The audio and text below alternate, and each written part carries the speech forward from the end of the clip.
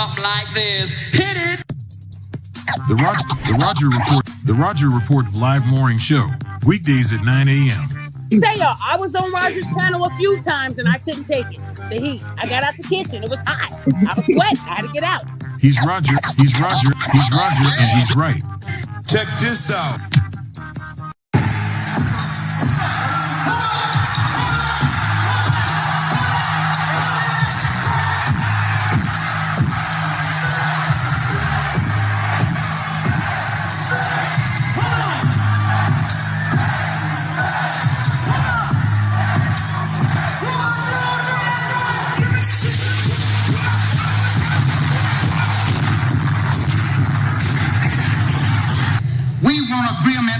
We can live or die. You choose. I have spoken to you a lot of times in hatred and anger, and you have not heard me. Well, you had better hear me today. If you won't listen to me when I make an appeal for the Negroes because you have no concern for the Negroes, listen to me when I make an appeal for America. You claim you love America. Well, we love America.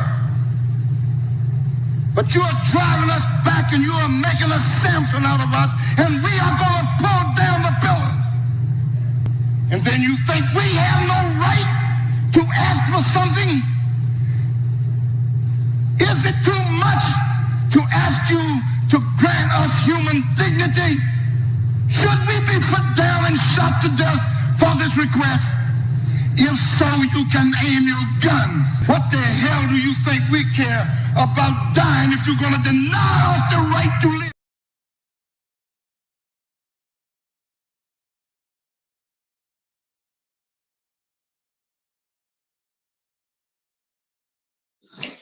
Good morning, folks, and welcome to another edition of the Roger Report Live, the best show on social media. If you are new to the channel, go ahead and take a moment out to hit that like button, because this is where you're going to find the best content on social media, and you don't have to worry about it because you're going to have me right here to make sure that happens. And if you've already been coming to the channel for a while, then go ahead and hit that like button, because you already know what time it is, and you know that this is where you're going to get the best content on social media. It's not a mystery to you at this point. You've seen other people do it. You've even seen some people do it well. But what you have not seen is anyone do it quite the way I do it. So make sure you hit that like button. And everyone, yes, everyone, take a moment out to share the content, y'all. There are so many people who need to get great content like this, and it's just a small thing you can do to help the world be a better place. And isn't that what we want at the end of the day? Don't we want the world to be a better place? Of course we do. So share the content out. Share it through your social media. Share it through word of mouth, or even text someone's phone. But do what you got to do to help spread the word. All right, folks, today we are back with another episode of Unsupervised White People, y'all. Yeah, one of my favorite series as well. But we are back with another episode of Unsupervised White People, and we're going to deal with something that is going to have a very impact on Black folks because of what white folks is doing. Today, we're dealing with social media versus parenting. Yes, social media versus parenting. And this is a situation that, again, will come upon everyone who's listening to this, because, hey, this is social media itself that you're listening to. So this is going to affect all of us. All right. Now, before we go too far into this, let me first of all say shout out to the people who give me views on a regular basis, because y'all make up the fam around here, and I appreciate y'all big time. Thank you very much. Thank you very much. Shout out to the people who leave comments after the stream. You know, it's good to engage with y'all. It's definitely good to engage with y'all. It helps the algorithm. Shout out to the people who hype me up every chance they get. Every time I have a chance to get one, I like to get one in. Okay. You know, I hyped up LAR movement yesterday. You know what I'm saying? Hey, I hype folks up too. So hype me up every chance you get. All right. Also, shout out to the people who hit that like button, y'all. Y'all know that like button is critical. It is the main way to help the channel grow. Well, definitely at least one of the main ways, because that like is important. So appreciate everybody who done that. And I understand sometimes y'all come in here and you just forget to hit it on your way in because you're so excited about what we about to do. But that like button is truly important. So don't leave it out. Don't leave it out. All right. And shout out to some of the first people to check in with me this morning, because when you start the show, it's always great to see that you got a few people checking in with you. But y'all know how it goes, right? Oh, you know what? I can't even say that first. First of all, I got to give credit to the people who, quote unquote, do the most, okay? They be doing the most. And you know what? I appreciate the fact that I don't have to ask people to do it, but they be out here doing the most. So I'm going to say shout out to everyone who's given a financial contribution to the channel. I appreciate y'all so much. I appreciate y'all so much. And that's just real talk. And remember, all money is good on the wood at the Roger Report Live, okay? Any money on the wood is good. Point blank, period. And that ain't about to change. So shout out to Z. Z is a sponsor of today's stream. So shout out to you, my brother. Shout out to you. Appreciate you big time. Appreciate you big time. Been rocking with me for a good while. Appreciate him. So shout out to Z. Real talk, real talk. Now, for some of the first people to check in this morning, because it's always, like I say, great to see somebody checking in when you get started. And this guy is starting to become a front runner in this, and I appreciate it big time. Shout out to MJD the second. He is now what we like to call around these parts the Highlander of today's stream. So shout out to you, brother. Shout out to you. Appreciate you big time. The Highlander of today's stream is in the building. He done got a few. He coming up in the world. Shout out to you, my brother. Shout out to you. Following him, my main man, Trail Bentley, representing as he always does. Hashtag long live the habitual line steppers. Hashtag Negroes in the wilderness. Hashtag dignity over vagina. Hashtag Al Gore's babies. Hashtag Hell Hydra. Shout out to you, my brother. Shout out to you. What's going on? We got Tunner running in the house. Great to see you. Great to see you. Floyd Thompson is following him up. Yay, yay. Shout out to the righteous teacher. What's going on, my brother? What's going on? Always good to see you. We got Sarah B in the building. Great to see you, Sarah. Great to see you. Shout out to Bronx. What's happening, my brother? What's happening? Superstar Jay Quick is at the cool table. Glad to see you. Glad to see you. We got also my main man, the pitmaster himself, the one, the only, Chef Mike's Roundtable is in the building. Shout out to you, Chef. Appreciate you, brother. Appreciate you. And, of course, the rest of the no, there you go, Chef Mike. Shout out to Chef Mike and the rest of the pit crew. Shout out to the rest of the pit crew, Mr. Suge, to you. Shout out to J Dub. Appreciate y'all all the time. Appreciate y'all all the time. Landon, what's going on, my brother? Great to see you. Great to see you. Trust, I appreciate you so much. You have no idea. You got no idea. I appreciate you so much. I'm gonna have to hit you. I'm gonna have to hit you too. I'm gonna need a little favor from you. Trust, I'm gonna need a little favor from you. Okay, but we'll talk later. But thank you very much for being here. Always great to see you. So we got a couple of great women in the building right now. We got a few men who done checked in. We got some folks in the cloud already. So we gonna go ahead and get started, y'all. Now, I done threw some links in the description. Shout out to Inspired Truth Broadcast. You know what I'm saying? Great to see you, brother. Great to see you. I done threw some links in the description, y'all. Okay? I watched a lot of stuff about a situation that then came up. I guess this probably should be a sensitive situation for me because I'm on social media, and this is literally about social media. Okay? And these white people something else, you know. But I think I'm actually have the defense of white people today, which is cool. If you're in the right, you're in the right. And if you're in the wrong, you're in the wrong. It is what it is. So shout out to all the white people involved. Shout out to all the white people involved, y'all. If you hadn't heard, there's been a quote unquote landmark case where some white people, to my understanding, then sue some other white people. And it's about social media.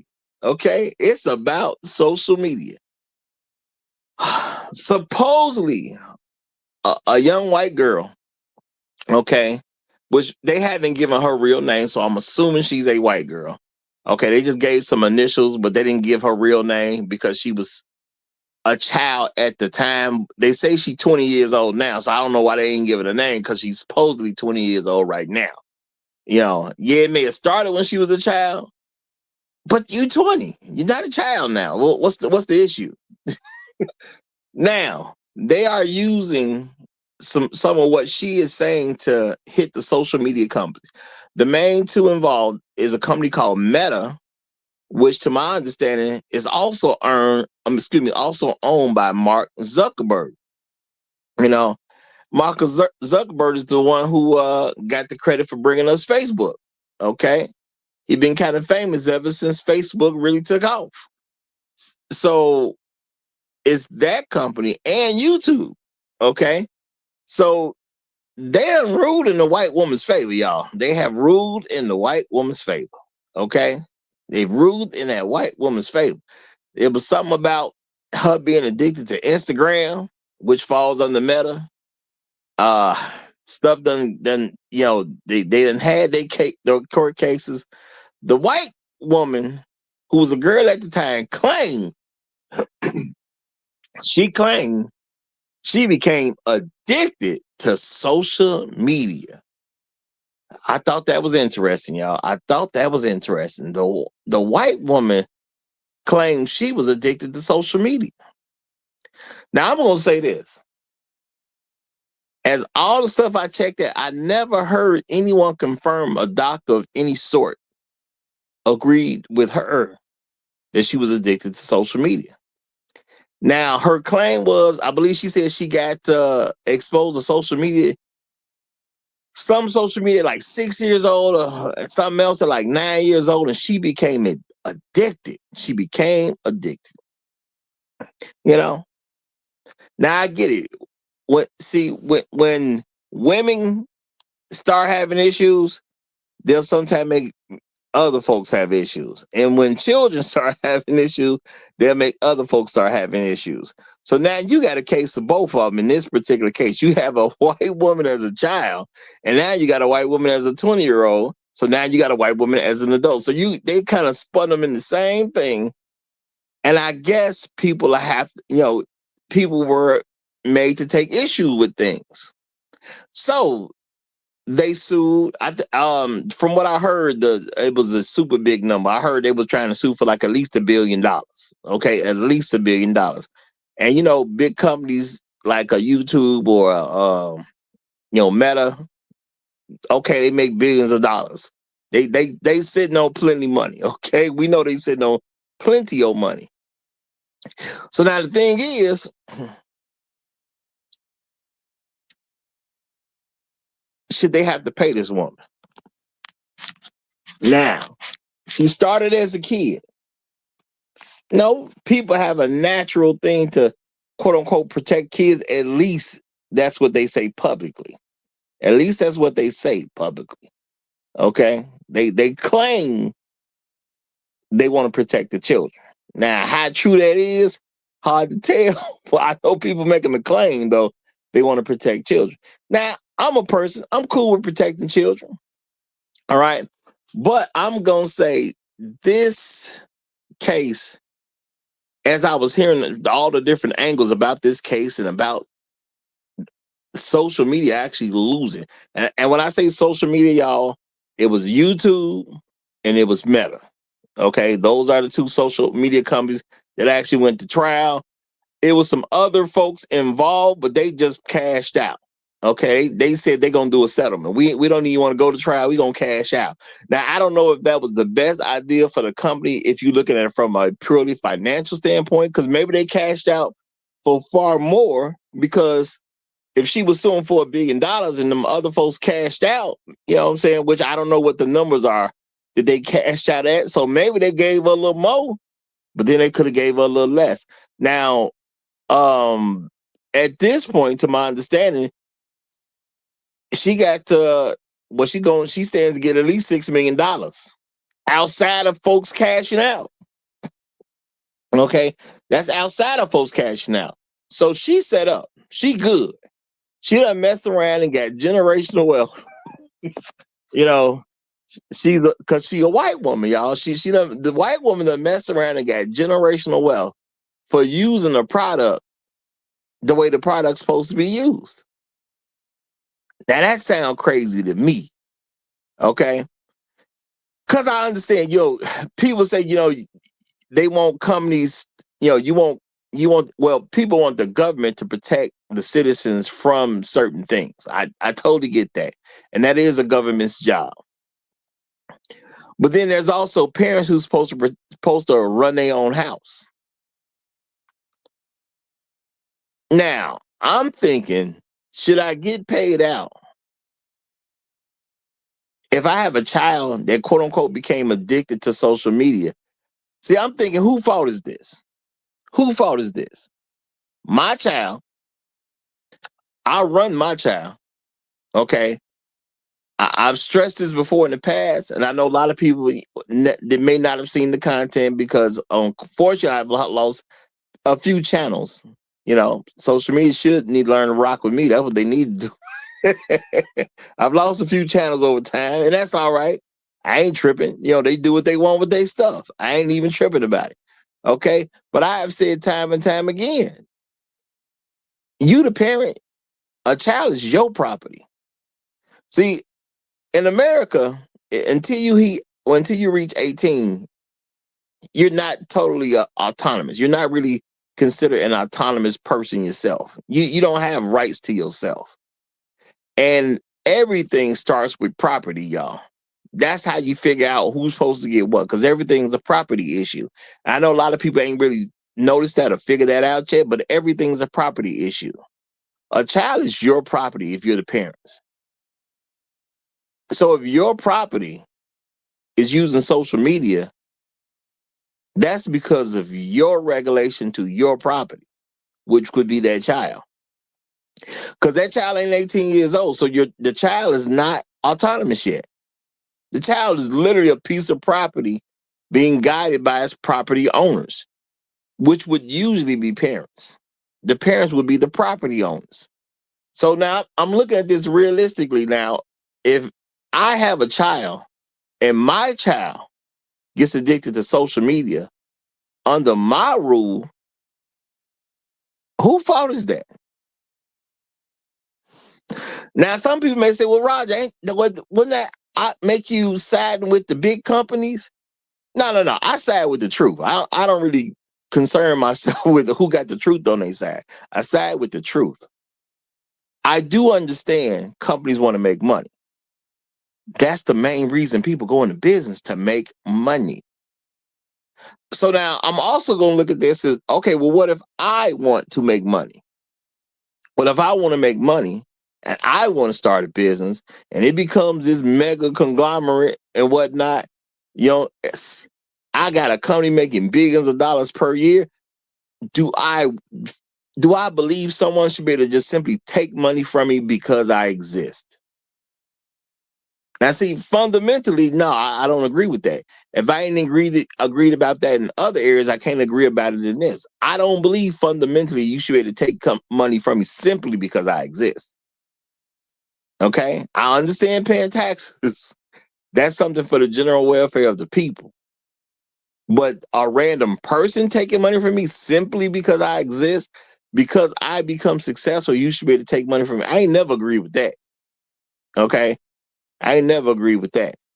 And why give money to lazy people? Because there will be some lazy people involved where they're going to say, well, just give me money just because. Now, I'm not saying this particular woman is one because, like I said, they had her identity covered up. So I don't know who the lady is. Can't really check on the lady, and you don't even know who she is. So all I know about it is the claim was since she was a child, she got addicted to social media. Now, this is a civil trial, not criminal, civil. But the jury agreed to pay this lady out, and she gonna end up getting about $6 million off this deal. And again, y'all, she got other companies that just simply cashed out. We don't want to deal with the trial. We don't want the publicity per se. We don't want to deal with the chance that we might lose. Whatever their reason are, they just said, "No, we'll pay her something." So I don't even have those amounts. So this lady could now be worth 50 million bucks per se. Who knows? Other folks might have gave her $10 million to go away. Again, y'all, she was suing for $1 billion. From what I heard, she's suing for $1 billion. Now, if you got all this bread because you've been pushing your social media for a while, would you pay $10 million to make somebody go away? I think that's reasonable. Maybe it's $5 million, you know? So if you got multiple companies that gave you $5 million, now you just got a ruling for $6 million, basically. Meta got to pay out 70%. YouTube got to pay out 30%. And you know, they got it. It ain't like they don't got it. Now, you know, they're going to appeal it, of course. You know, I already saw folks in Reparations saying they're going to appeal this. So they're not planning to pay out. That does not mean they're not going to end up paying out. So now you got the other folks who settled. Well, the lady getting the bag now. Okay. She got other folks who settled. So she about to be paid if she ain't started getting money already. She about to be paid. All she got to do is hold on. And she going to have big money coming in. And y'all do know in like civil suits and whatnot, you don't even pay taxes on that money. So she finna get all that money straight up, you know, whole thing. Okay. No tax. She finna be set for life. For literally doing nothing, it sound like to me. She didn't do anything, but she claimed she's addicted and people paid her out. Shout out to Bruce on Wayne. Appreciate the super chat, my brother. Appreciate the super chat. Thank you for having me get off to the good start. He said, read my message, Roger. YouTube tripping. Okay, let me see what your message is. Well, if you mean the message right underneath, well, I got to say F them kids, okay? Okay, I see what you did there. Yeah, he's saying F them kids.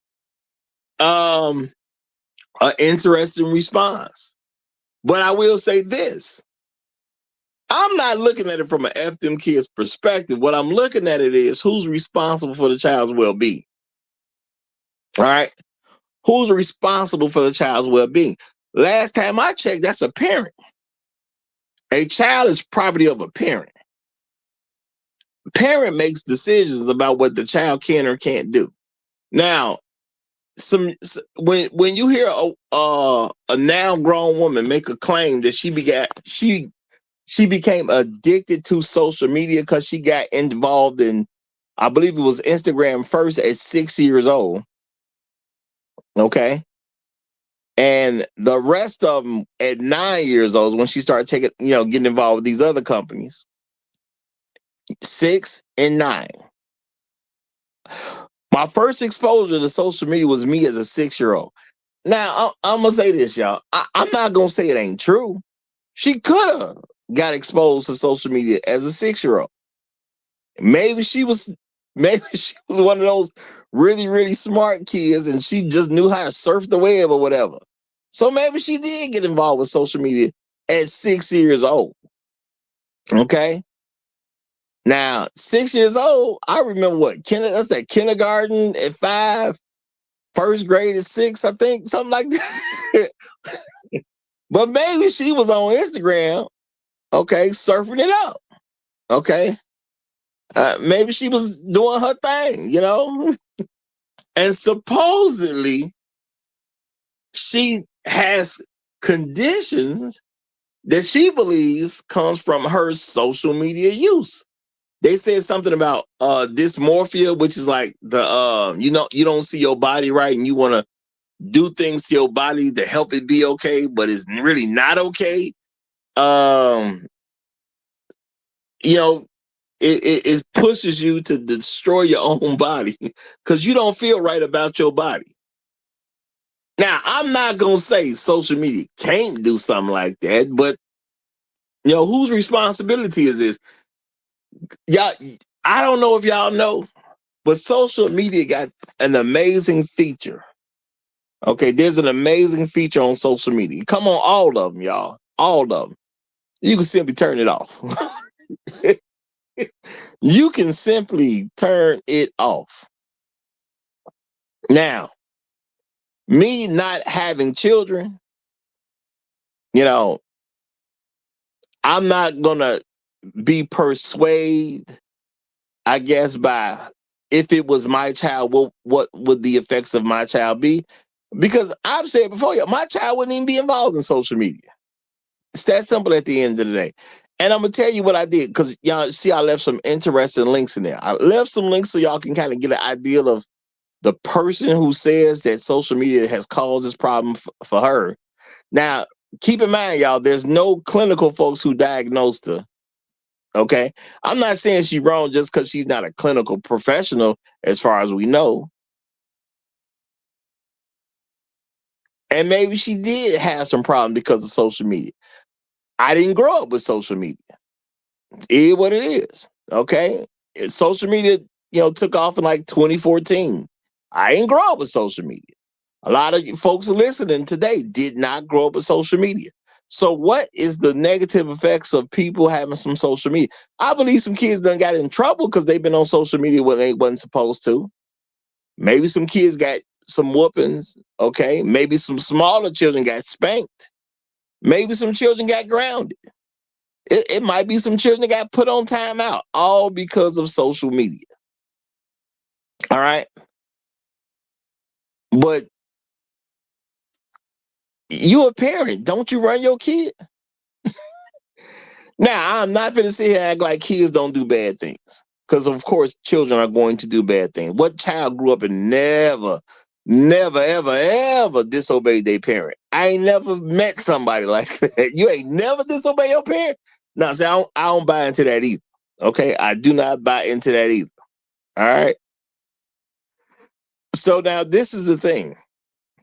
This could be, I'm not saying that it is, it could be effects of certain things where, white women get rewarded for not working. Okay? See, there's different angles you can look at this at. Is this a white woman being rewarded for not working? Because if you have women who are not working and they're not, adding to the economy, somebody got to take care of them. So is this a particular white woman being taken care of because she's a white woman? So now she'll get millions of dollars that are untaxed, which means she ain't got to put nothing into the system. And now she can live her life. If she's smart, she can live her life never working at all. All she got to do is not blow the bag. Now, the average lottery winner is back on the job within 2 years, y'all. So she might blow it. I don't know. Don't know her. Can't say she gonna blow it or not. But the average lottery winner is back on the job within 2 years. Now, does she have a job? I cannot say that she has a job. We don't have no identity. I didn't get no information on whether she's even employed or not. I just know she's like 20 years old now. She may have never worked a job in her life. And maybe she's blaming social media that she ain't never worked a job. That might be her claim. My addiction to social media stopped me from being able to work. So what do? They pay her millions of dollars so she ain't got to worry about it. Okay? This might get worse on her personally as time go on, because she might blow through the whatever means she end up with. She might blow through it.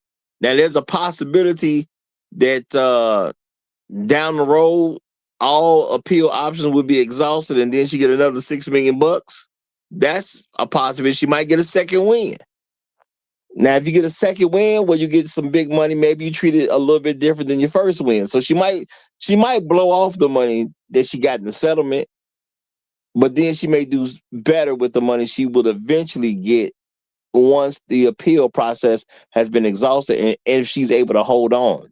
But there's no guarantee that the appeal process is going to go in her favor either. Okay? No guarantee of it. So now this is the thing, y'all. Who's responsible for children being on social media? Now, I also threw a very interesting link, y'all, and it didn't take me no long time to find it. I'm going to tell y'all the straight up real. That link in there about the phones, if you look at the link about the phone, now I literally started off by dumb phones near me. Y'all know we got smartphones, right? I didn't even know if it was an actual term. I just put in dumb phones near me. But then I started seeing all these different articles come up about phones that are not smartphones. Okay. So I just started looking at different articles. I clicked one on because I didn't need no actual store that was near me. I just said, okay, but some articles came up. So I clicked on the article. Boom. This is the article that you see. The article that you read is just an article I saw. You know, the best dumb phones you can get. I didn't even believe that they would use the term dumb phone, but I said, hey, it's not a smartphone. and you know what? Dumb phones was popping up all over the place. Dumb phones. Why can't your child have a dumb phone? Now, I can get it from a parent perspective. It's hard to protect the children from social media. Now, see, this is my thing, y'all. I'm a realistic person. If I was behind some social media company, I would just simply make it where you can't get on my social media till you're at least 18 years old. That's it. That would just be a standard rule for me. Okay? That would just be a standard rule for me. All right? Now, would there be children that get on social media who are below 18? Of course, that's going to happen. But as a company, I would just set it up that you can't use our social media until you're 18. Now, I have a channel here that y'all are listening to me on. And even though I believe some of this content would be good for some younger users, my channel is set for people 18 and over. If you're not 18, I don't even want you, I'm not going to give you access to my channel. Now, you may do some stuff you ain't got no business doing to get it, but I'm not going to say it's cool for you to have access to my channel because my channel is quote unquote for adults. Now, if there's an adult that believes their child is mature enough to listen to an episode or 2 or 3 or 4 or whatever of the Roger Report Live, let that adult make that decision. It's their kid. It ain't my kid. Okay? It's their child. Let them make that decision. Okay? Let them make that decision. Now, people who've been around long enough to hear me in the past, I have said time and time again, I don't even know why these people are giving their kids these phones. Why should a child have these phones? And I've talked to people who gonna throw out what I'm gonna say is even lazy-minded arguments. Well, you want your kid to be able to contact you if something go wrong. You ain't worried about nobody taking your kid. Number one, who kidnapping black kids? Okay. We ain't getting kidnapped like that. Okay, let's just be real about this. Folks ain't really out here kidnapping black kids. All right. Now, I will say this. I have seen some instances where some black kids were kidnapped. And you know what? Little research uncovered that the child was taken by their own parent. So you got 2 parents that's in a beef, and then they constructed some stupid ways to say a parent can kidnap their own actual child. Now, I'm not gonna say no black kid is ever kidnapped, okay? But real talk, y'all, who kidnapping black kids? All right. So now at the end of the day, I know the parents ain't worried about the child's whereabouts. That's not even anybody's real concern. You are giving your child a phone that I'm gonna say, in my opinion, that they shouldn't have. And a lot of times it was just because somebody's parents got punked out by their own kids. I don't know what to tell you. Some of y'all got punked out by your own kids and you gave them a phone early. Now, I'm not saying you don't get to pick when your child get a phone. It's your child. Do with your child what you want to do with your child. Okay? Now, if it was my kid just don't get a smartphone. I get a kid a phone. The kid can make a call. Yeah, call your grandma if you're in trouble. Call your granddaddy if you're in trouble. Call your uncle if you are in trouble. Call, if you can't reach your actual parents, you will have instructions on people to call. And you can do that with a phone that carries a voice. Okay? But now, you don't need social media. You don't need access to social media. And I understand kids are going to go to school, so you're going to have other people, and they're going to give their kids smartphone. And I done seen kids have phones at 8, 9 years old, y'all. Okay, so I understand as a parent, you got to deal with other people giving their kids, stuff. Okay? Shout out to Trell Bentley. He said parents will argue they want the ability to track the locations of their children's phones. And I totally get that, y'all. I totally get that. Okay? But there's trade-offs, of course. If you got to have your kid have a smartphone so you can quote unquote track your kid, which you ain't never looking at. Because who is actually looking at the location of their child? You ain't looking at that location. I'm going to say flat out, you ain't looking at the location of your child. People only going to look at that if something go wrong. You ain't really and this is the thing, y'all. If your child understands the rules, it's a lot less chance they're going to come up missing in the first place. All right?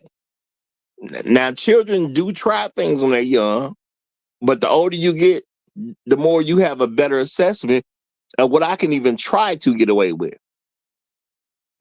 So if you have a small child, okay, if you got a small child, I just don't get why well, I'm going to say this. If it was my small child, they just don't have access to a smartphone anyway.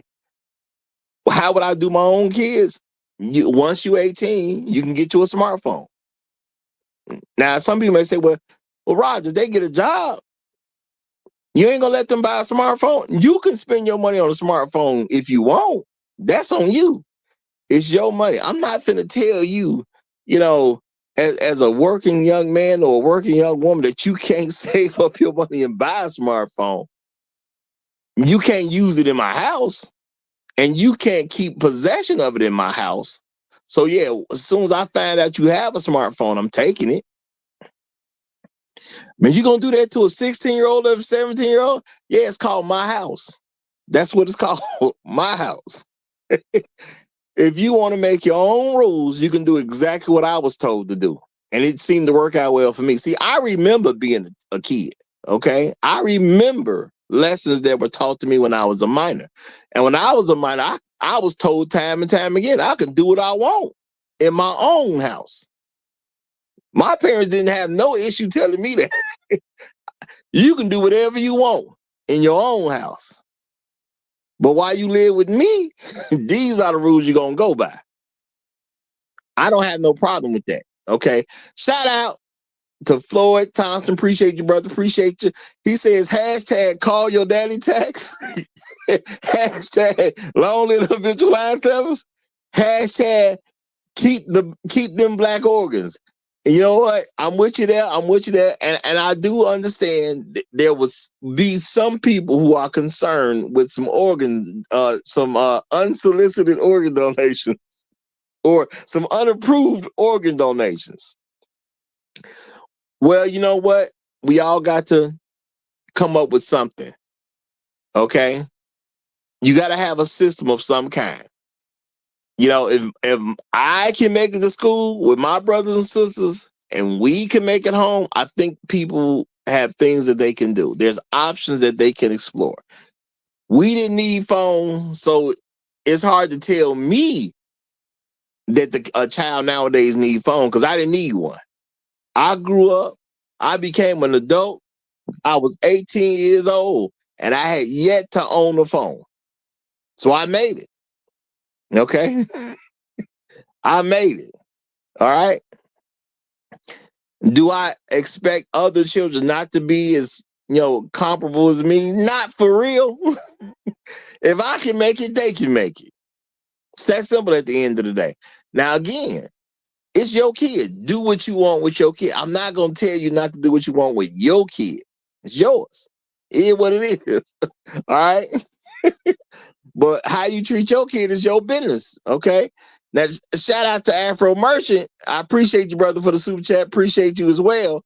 And appreciate this 57-cent Trail Bentley tax. He said, the Roger Report, the new crack addict, the new crack addictive, long live the habitual line steppers. And you know what, Afro Merchant, I have to say this as a reasonable person who creates content. See, I actually had this thought because this is part of what they're pushing with the social media. They say the companies are doing things with social media to make it addictive. They're trying to keep you scrolling. They want you to move on to the next video. They're trying to keep your attention. You know what I literally asked myself? Ain't every business trying to do that? Do y'all believe Oreo wants you to buy one Oreo cookie and that's it? Or do they want you to keep eating Oreos? Okay? And I'm not singling Oreos out. Do y'all think? I mean, I'm just saying. You think Pepsi wants you to buy one Pepsi and stop? Ain't that the name of the game? To sell as much as you can to the consumer? Ain't that the literal name of the game? Because, see, I'm going to tell you straight up. If you are an adult, you can make your own decisions. If you now have access to the Roger Report Live, let's be realistic. Do I want you to watch one episode of the Roger Report Live, or do I want you to watch every episode of the Roger Report Live? I'm going to kind of sling to every episode. Now, let's be more realistic. Do I want you to watch an episode one time, or do I want you to watch an episode multiple times? Well, I want you to watch it multiple times. If I'm going to earn money because you keep watching, do you really believe I don't want it to be, quote unquote, something you could get addicted to? Now, of course, you're not going to get addicted to a channel. Okay? But I want you watching. I want you watching. I want you engaged. I want the content to be good enough that you agree with me. Because I tell y'all all day long, I got the best show on social media. I want you to agree with me. Now, if you're a child, I want to be up to your parents. So when I hear this type of case, and I know weird precedents can get set here and there, I mean, who the kid belong to? If this kid was truly addicted, even though no one clinical has said the child is addicted, rather than giving the child money, shouldn't we just put the parents in prison? See, shouldn't the parents just be on trial for raising a child that got addicted to something before they made it to their 18th birthday? That makes a little more sense to me. Maybe the parents just need to go to prison. And I'm not the type that, I'm going to defend these big companies. No, I also believe that a parent should be responsible for their child and not government bodies. And if nobody noticed, even when you go to a civil court, that's a government body. I can't necessarily rock with that. But I got a guest up. We'll see what angle he'll take it in, And, I know there may be some people who may very vehemently disagree, but y'all welcome to join the panel. So let's turn it over to They Stay in a Nigga's Pocket. Go ahead, my brother. How you doing? Thank you, Roger. Hope everybody's doing well. Hope everybody got their pockets sealed nice and tight.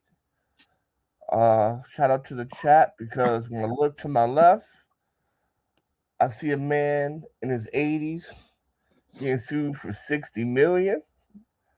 Turn to my right, I see a white man getting sued for how much this is, $28 million? I don't know what you about what she sued for? Yeah. I heard she sued for up to $1 billion. Okay, so I turn to my right. So the black man, he getting sued for $60 million. Turn to right, the white man getting sued for $1 billion. And and all I can see is just women in niggas' pockets. Then I look straight ahead. You got the psychiatrist talking about it feels good that companies are sharing the responsibility with the parents. And I'm like, oh, Mark Zuckerberg out here clapping cheeks. Because last time I checked, parents were responsible. So you're telling me that this woman suing for $1 billion because Mark Zuckerberg is her long lost daddy. You know? Because if Mark ain't out here clapping cheeks or doing 3-ways, what are we talking about? About shared responsibility. And it all goes to this, man. We can see that America is struggling economically. Women are out of work. AI is doing a monkey rich in the economy. And at the end of the day, and see, this is the problem. If she would only get married, she would be taken care of. But I'm pretty sure this woman is out of work. I'm pretty sure she's old as hell. She's a renegade. So she got nothing left in the chamber. So she's swinging for the fence. Because at the end of the day, this is your parents' responsibility. And you got a psychiatrist up here talking about sharing responsibility. Man, the only way I'm sharing shit if I was clapping cheeks, right? Is and clapping it raw. Because if I was clapping it with a condom on, I ain't sharing no type of responsibility. But this is the accountability, and this is what we have, right? This is what you have in society when women refuse to be women. And I pass the mic. Okay.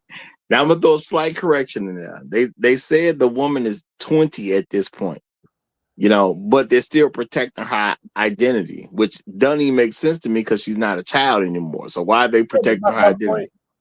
My point is that the psychiatrist in the link one, she said it feels good that the government is now holding companies responsible as parents, share responsibility. So I'm like, oh, then Mark wants to clap her mom cheeks. No, you know what? I totally hear you, brother. And you know what? I think it also, it should open, does that open the door to company employees being able to clap the cheeks? Because they're representatives of the company too. Oh, yeah, there you go. So okay, I retract. Let me reaffirm my statement. Somebody at Meta must have popped that coochie. Right? Because otherwise, I don't understand. I don't understand how I'm here for $1 billion. I don't know why I'm here today, Your Honor. Unless you show me a private detective where we got pictures of one of my employees popping that thing, then I don't know why I'm here today. Now, all I'm saying is, if you use the example of Mark Zuckerberg clapping the cheeks, what I'm saying is, should it be Mark alone, or should Mike from accounting also be able to clap cheeks? Well, if Mike at the strip club, I know he be out there hanging out with Uru, so it's always Mike. It's always that nigga. It should Will, the head janitor, the head of the janitorial staff, should he be able to crack some cheeks too? No, since you're gonna hold a company responsible. Janitorial services are independent contractors, right? That's another company. Well, he might work directly. Everybody don't necessarily have a janitorial service. You could have your own. I guess you have to really know the inside of the company to know for sure whether it's a service or not. But should Ken who work in the lunchroom, Ken in the cafeteria, even if it's Mike from accounting or Stan from marketing, or Jado from security. Listen, none of those niggas make $1 billion, so you gotta bring that title down too. Because I can be there, but shit, none of those niggas don't make $1 billion a year. I get that, but I'm just saying if the companies are irresponsible, it seemed like a company representative should be able to get in on something too. If we gonna play, I mean, I get you was joking, but I'm just saying a company representative, if I'm Dave and no, I'm not joking about that. If you talk about we share responsibility, we didn't share the coochie. I'm serious about that. Ain't no way companies are share responsibility with parents unless that coochie was shared. Now, if you could show me that I shared that coochie, or even a staff member shared that coochie, then no. No, I get you. I totally get you. Well, I'm just saying though, if I'm the guy at the company, don't just let the big dogs hit. You know what I'm saying? I work for this company too. I fixed all the copiers for the last 30 years. I want a piece too. Somebody look, if my company is on the line, somebody should have got a piece. This is crazy. This is crazy. I'm just saying, don't let Mark have it all. I was there fixing every copy. I'm saying, because I mean, this to be honest, man, this is like that child support shit, right? Fraud, right? Like why he's being held responsible for a child? He ain't the father. Yeah, absolutely. And that's why I said so they just gonna turn over generational wealth to some random woman because she's a white woman? Is that what we doing? Because that's what it started. To me, that's what it sounds like. Now, the argument is the companies deliberately put in measures to help create some type of addiction. And last time I checked, in America, every company puts in mechanisms that they can come up with to get you to stay with their product. Don't Pepsi want you to keep drinking Pepsi? Yeah, yes, of course. Everybody wants you. That's the name of the game, to keep using these products. If you got a television show and you get your television on air, don't you want people coming back for the next episode? So like it didn't even make sense because as I heard these different people's coming at all these different angles, what I'm hearing is a company is supposed to go in business without a plan to keep you coming back to their business. Well, I will say this. Because in sports betting, right? In sports betting apps that you have, they are legally required to give warning of addiction and give you notifications on how to stop and all that. So they do kind of have a valid point there to say that it is up to the company to give you some type of addiction warning, because there is precedence with tobacco and gaming. You know what? I totally understand that, and my thing is that's kind of off in itself as well. The government should have something in place to tell people that if you do this thing, it can be addictive to you. A company shouldn't even have that responsibility because the government is supposed to handle general welfare. I would say it'd be up to the government to educate its people that certain things or certain activities can have addictive properties. As a company owner, I want you to keep coming back to my product. And if I'm doing something, if I'm doing something that's legal for me to do, then I'm okay. If the government thinks that something can create a problem, the government's supposed to make sure it's not illegal. It's not legal in the first place. No, but it doesn't. It doesn't really work like that, because companies do have a responsibility to give nicotine warnings. Companies have a responsibility to give addiction warnings when it comes to sports apps. No, I totally get that, and I'm just saying that's government responsibility though. The government is saying, hey, put a warning on that thing, which I'm not saying the government shouldn't do. Okay, right.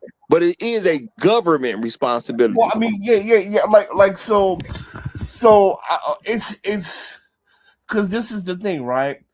It's a catch-22 because Meta shouldn't be held accountable because since there are no government regulations on addiction and social media, they didn't break any laws.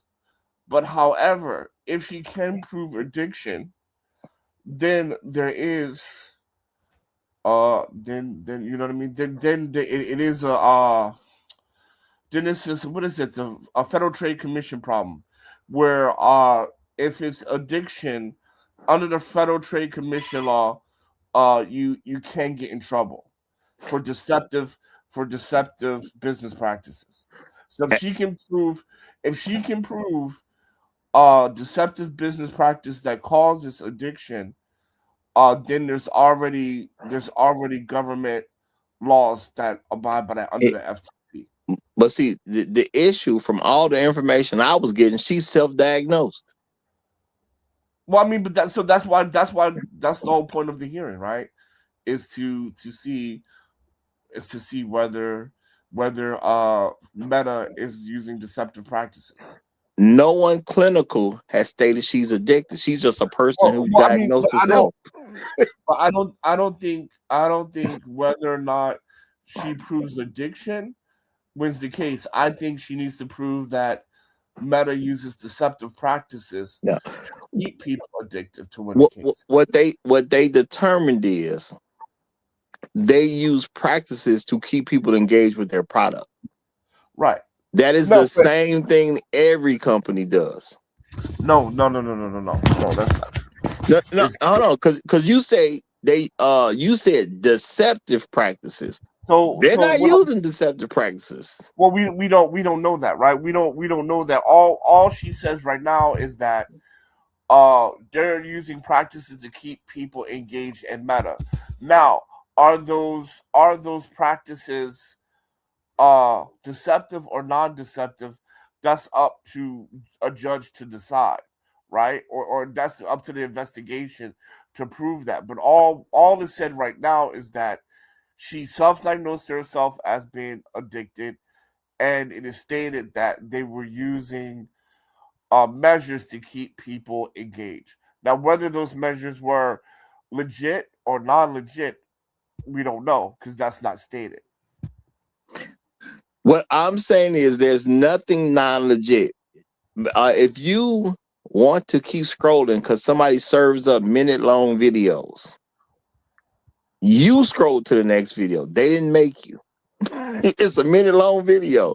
You watch it, you scroll to the next one because it's short. You like short-form videos.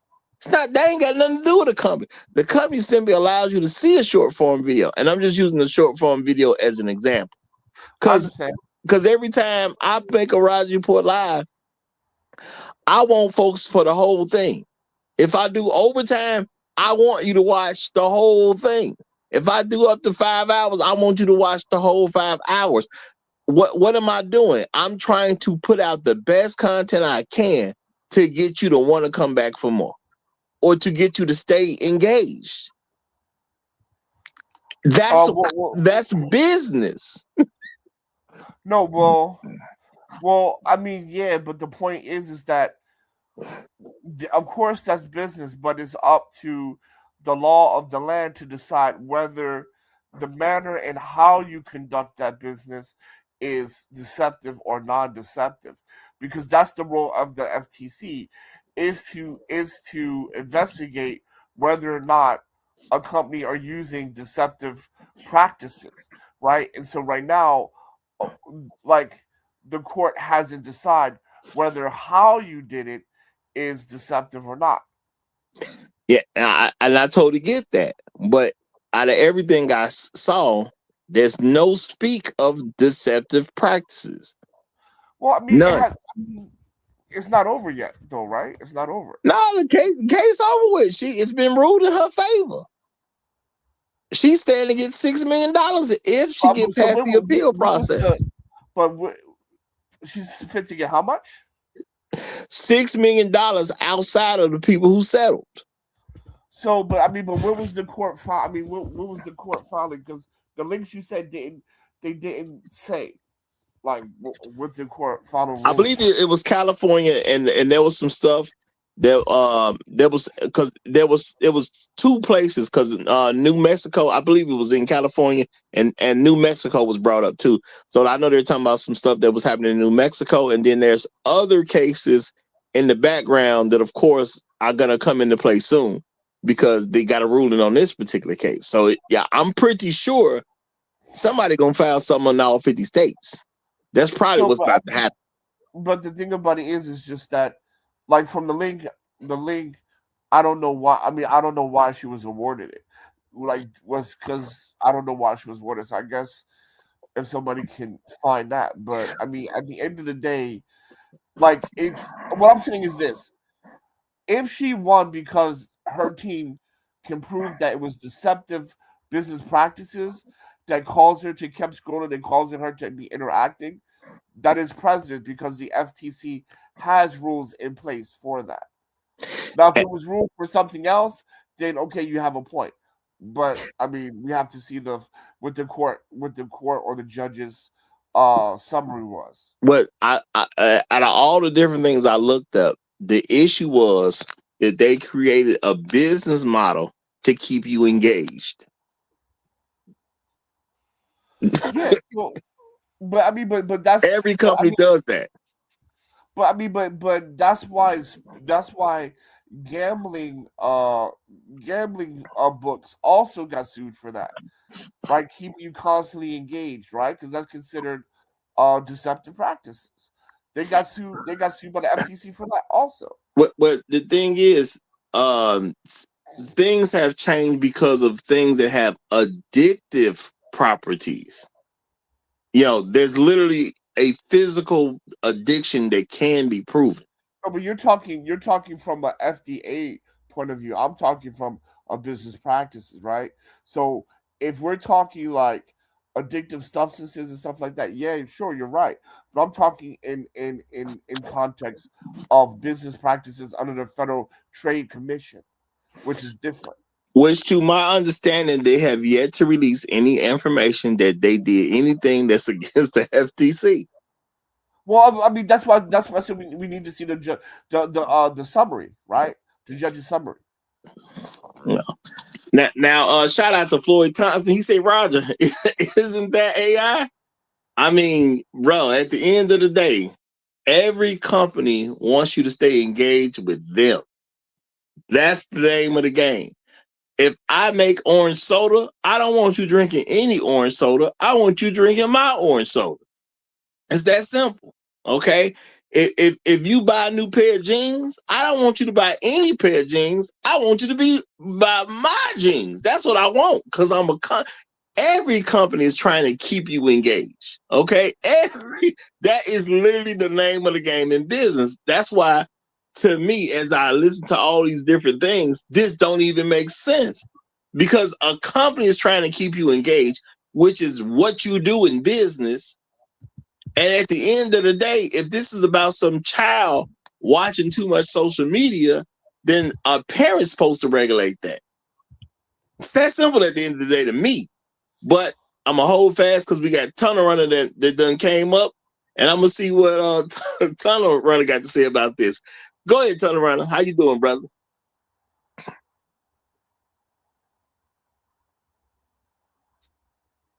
Tunnel Runner, we can't hear you, brother.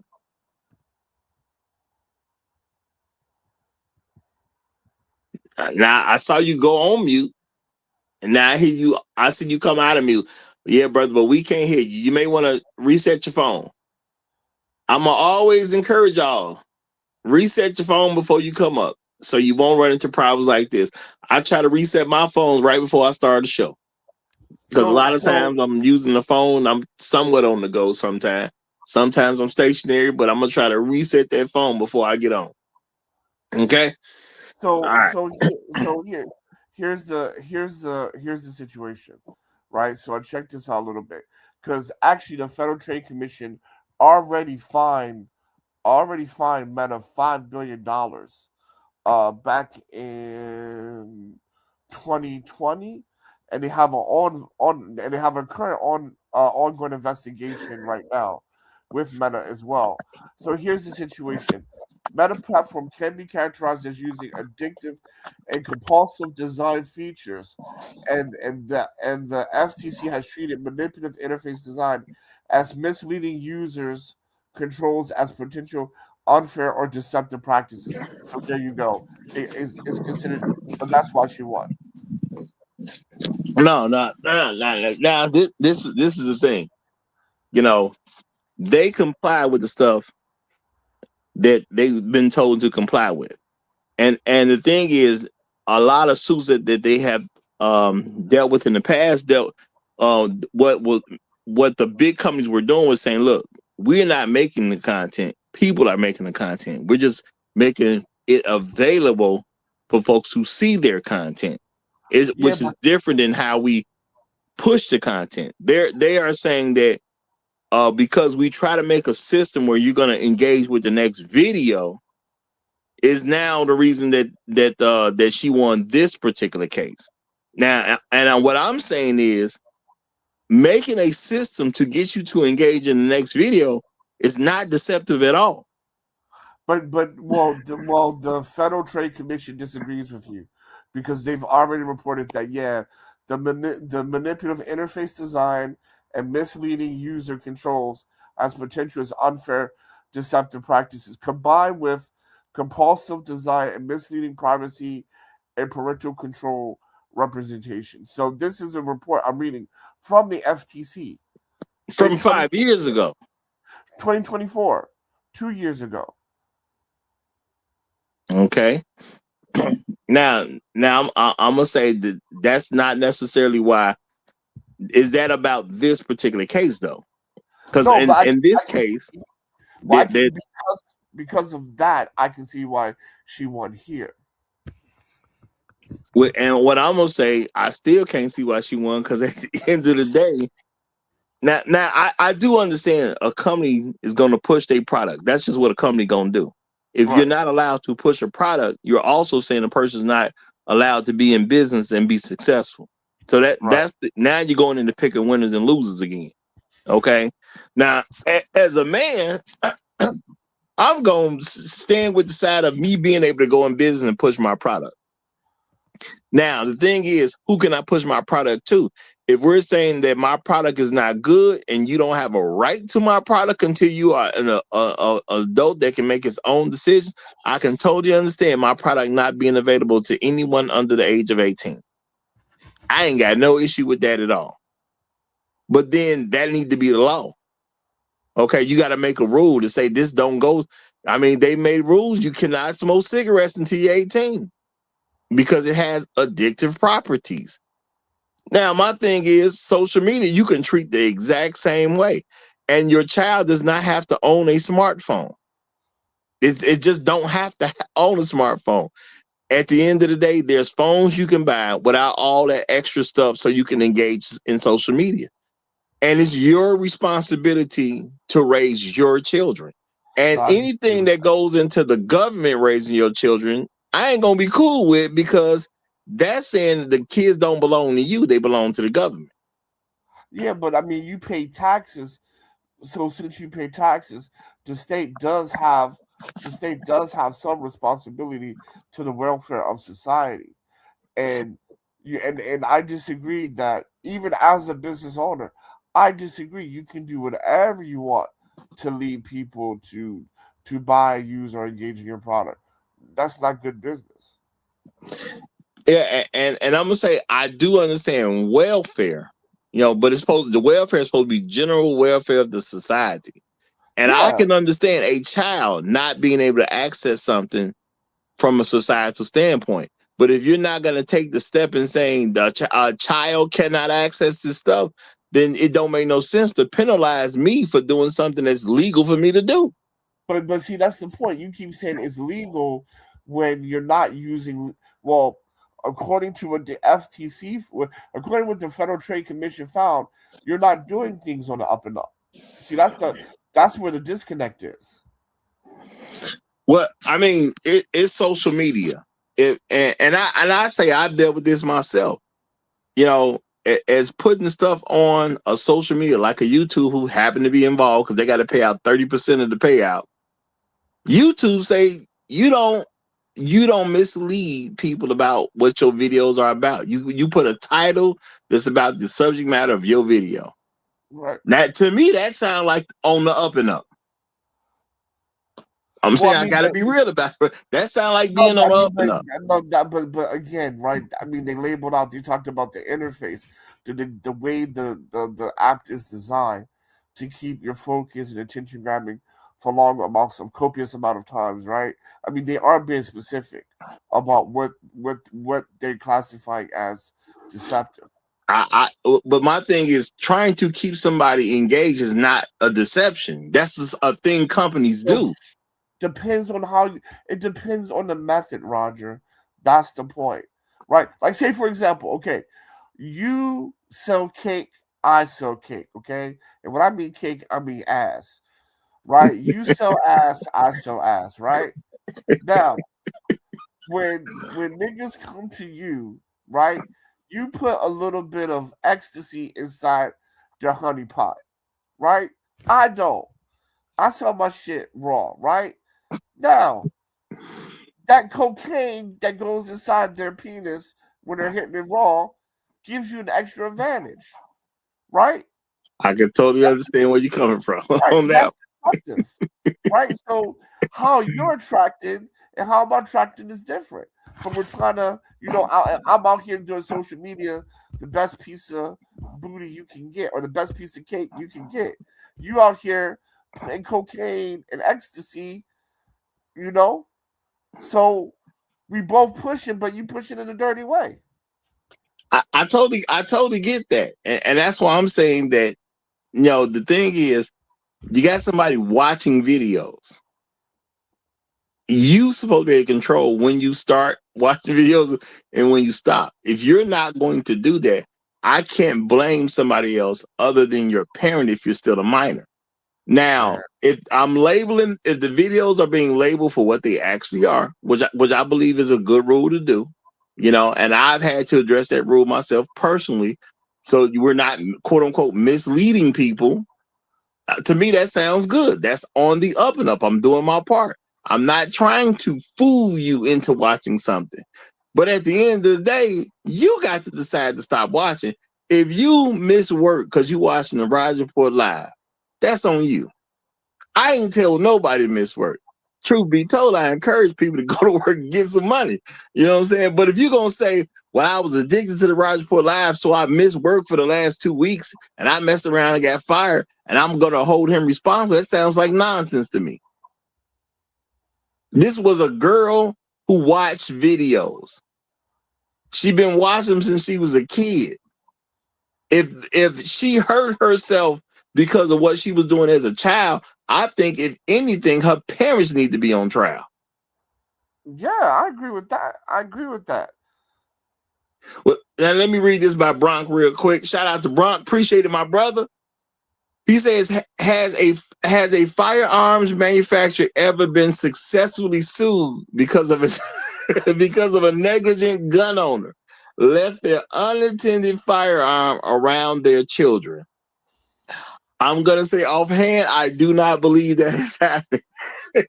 Offhand, I do not believe that has happened.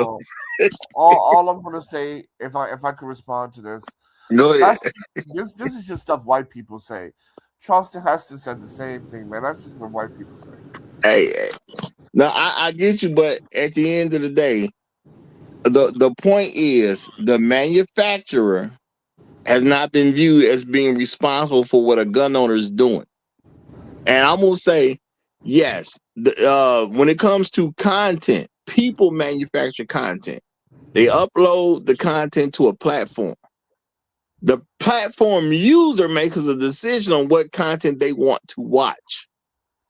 The platform, the platform user makes a decision how long they're going to watch. I cannot charge the content creator nor the platform owner for what a user is doing if they haven't done anything deceptive. And I'm saying based on my understanding, there's no talk about anything that happened because of anyone's deception. It's a person who started engaging in social media when they were 6 years old. If they have a problem because they chose to engage in social media at 6, then that problem is a direct result of their parents. But the point, but the thing about it is that you don't know that.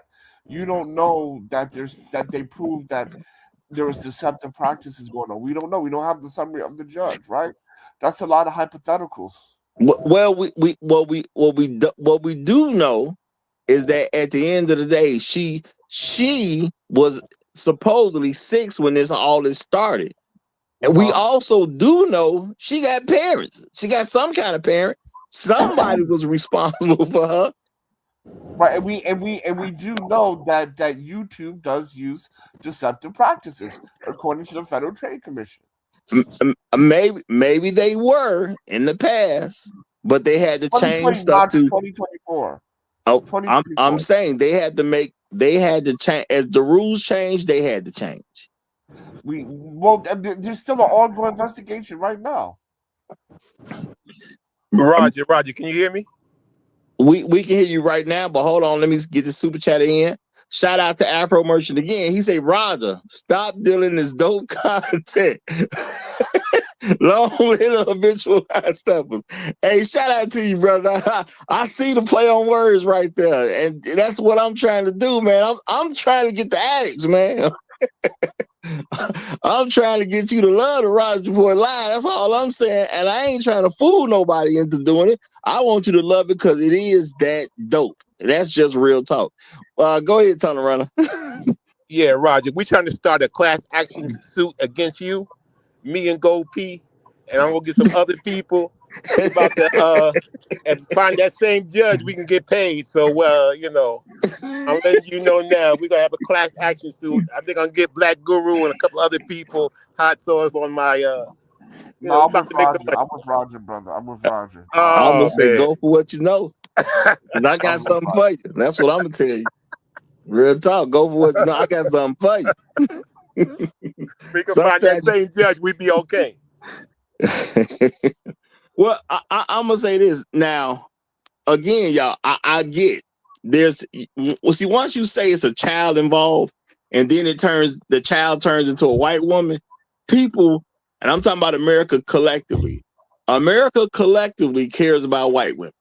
America collectively cares about children. Absolutely. But that don't make this make sense, though. Now, I'm saying collectively, though.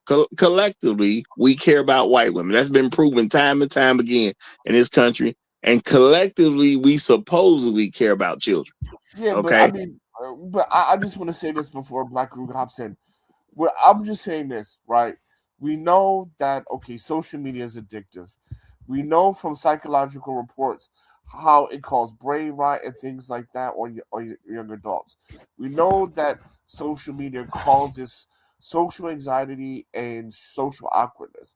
That's why Gen Z is more likely to date a robot than another human. So we know these things. And on top of that, no, it's true. It's true, right?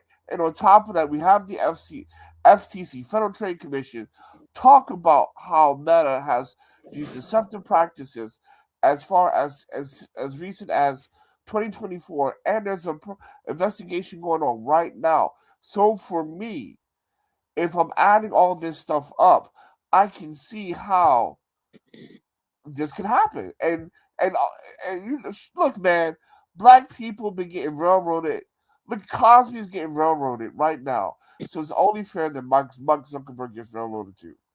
And this makes more sense. This makes more sense. And then the 80-year-old talking about she clearly remembers shit. I mean, you make a point there when you compare Zuckerberg to Cosby. You're making a strong point there. Now, shout out to Mr. Meach Almighty. He said, feed kids McDonald's, then complain about their health. And you know what? This definitely sounds like that. You let a 6-year-old get on social media and do their thing. And now She 20 years old and she getting, now keep in mind, y'all, she getting all type of money. I don't know what she getting.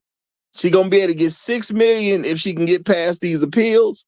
And they say there's other companies who already settled because they just didn't want to go to court. But what those amounts are, I don't know. So I have a serious expectation that she has been given generational wealth without paying taxes at all. She good. All she got to do is handle that money right, and she good for the rest of her life for literally doing nothing. But I'm going to go ahead and give it to Black Uru, and we got Brunk that came in. We'll give it to Brunk right after Black Uru. You have the floor, good sir. Hey, how you doing, Roger? I hope you and the gentlemen on the panel, the folks in the public chat, are doing well. Interesting case. Congrats for presenting another very interesting, provocative subject for us to discuss. There's not anything that you presented that I have any disagreement with at all. I think there's some just a couple of points of emphasis that I would make, and they only touched on it very briefly in one of the videos that you presented. Because to me, if there is a villain in this story, if there's a real villain in this story, it's not the corporations, it's the federal and state government's failure to provide the necessary regulations and guidelines around the use of social media. And this has been an ongoing problem, as the technology has evolved, starting with the initiation of the public use of the internet itself. It's never really been any clearly defined, and probably because the people who create and distribute the social media are so much smarter than the people in government that there's this lag of intelligence or information or detail, and thus your Mark Zuckerbergs are just so much smarter than your Nancy Pelosi's. I'm just using them as big figures in this in this issue, that you were never able to really. It was social media is like this great wild horse that everyone wants to ride, but you don't know how that horse is going to go, what direction that horse is going to go. It's going to be a great ride, but you might end up dead, falling off a cliff somewhere with that horse. And that's kind of what it has been, again, since the inception of the public use of the internet. So I will say in my opening statement, the real villain here is not the corporations. The real villain here is the federal and state governments. All right, appreciate that. Very profound opening statement. Shout out to Floyd Thompson one more again. He said hashtag bad parenting, Facebook, YouTube, sponsored life shame tax. You know what? That's what the huge part of this is to me. To me, I do understand what I can control versus what I can't control. If this is my child has no access to social media that I'm going to approve of at 6 years old. My child gonna have to wait till they're 18. And you know how my child gonna be limited to getting access to social media? Because they won't even be allowed to get access in my home. Now, I can't stop you from looking at your friend's phone at school, but that's going to automatically limit you to how much social media you can get access to, because I ain't going to even let you have it. When you 18 and when the world considers you an adult, well, when America considers you an adult, okay, now you can deal with that. But again, even if my own child say they got a job and bought a smartphone with their own money, you can't possess a smartphone while you live with me. So what you gonna do now?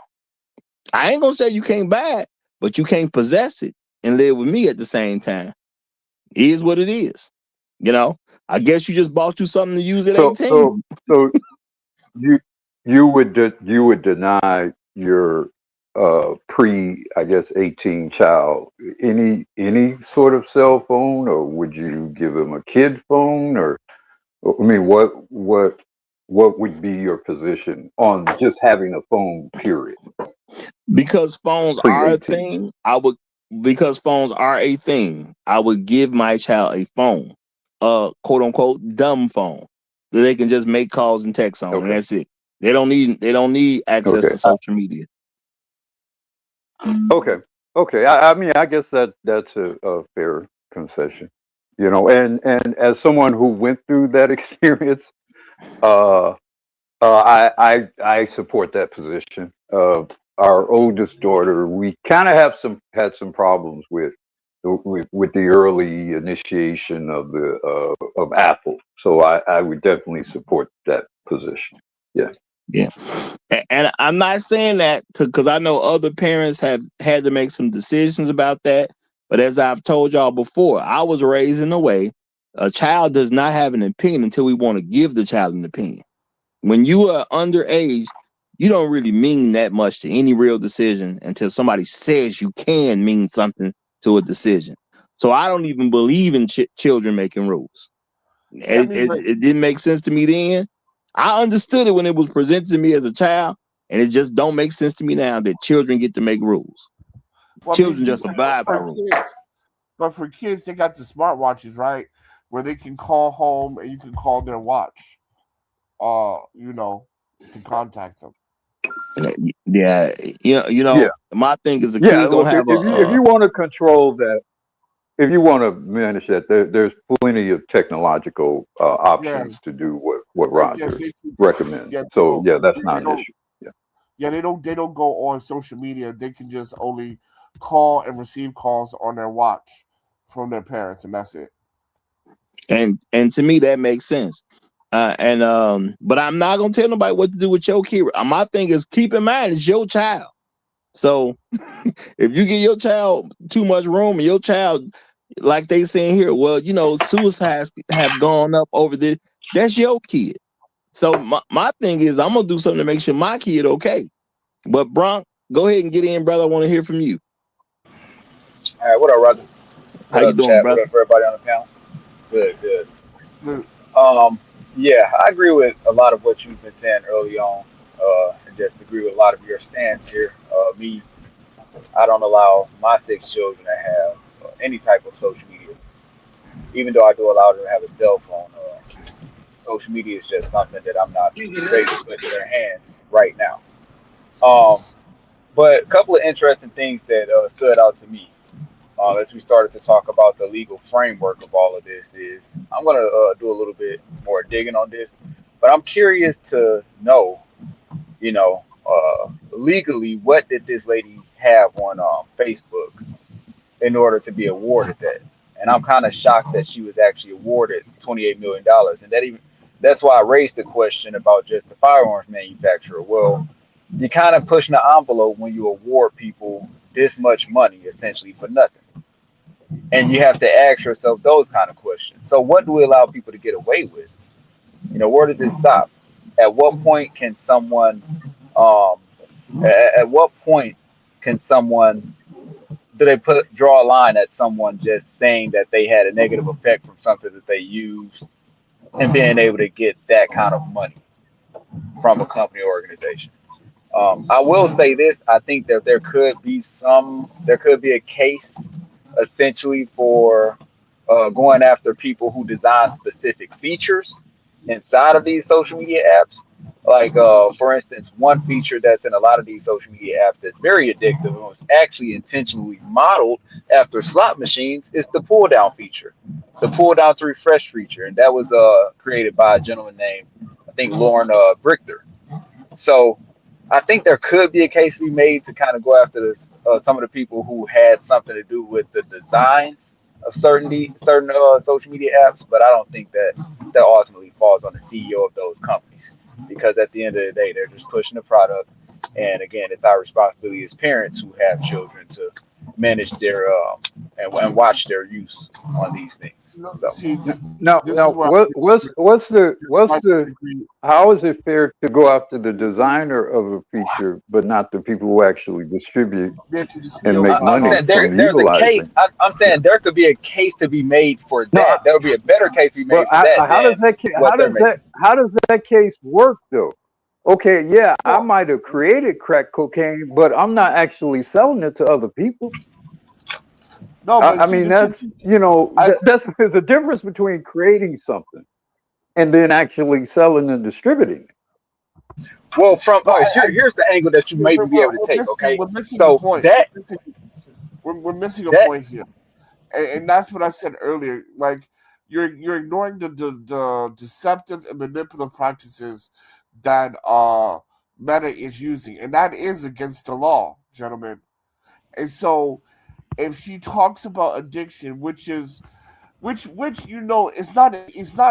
not hard to sell a judge on that social media is addictive. That's not a yeah hard sell at all.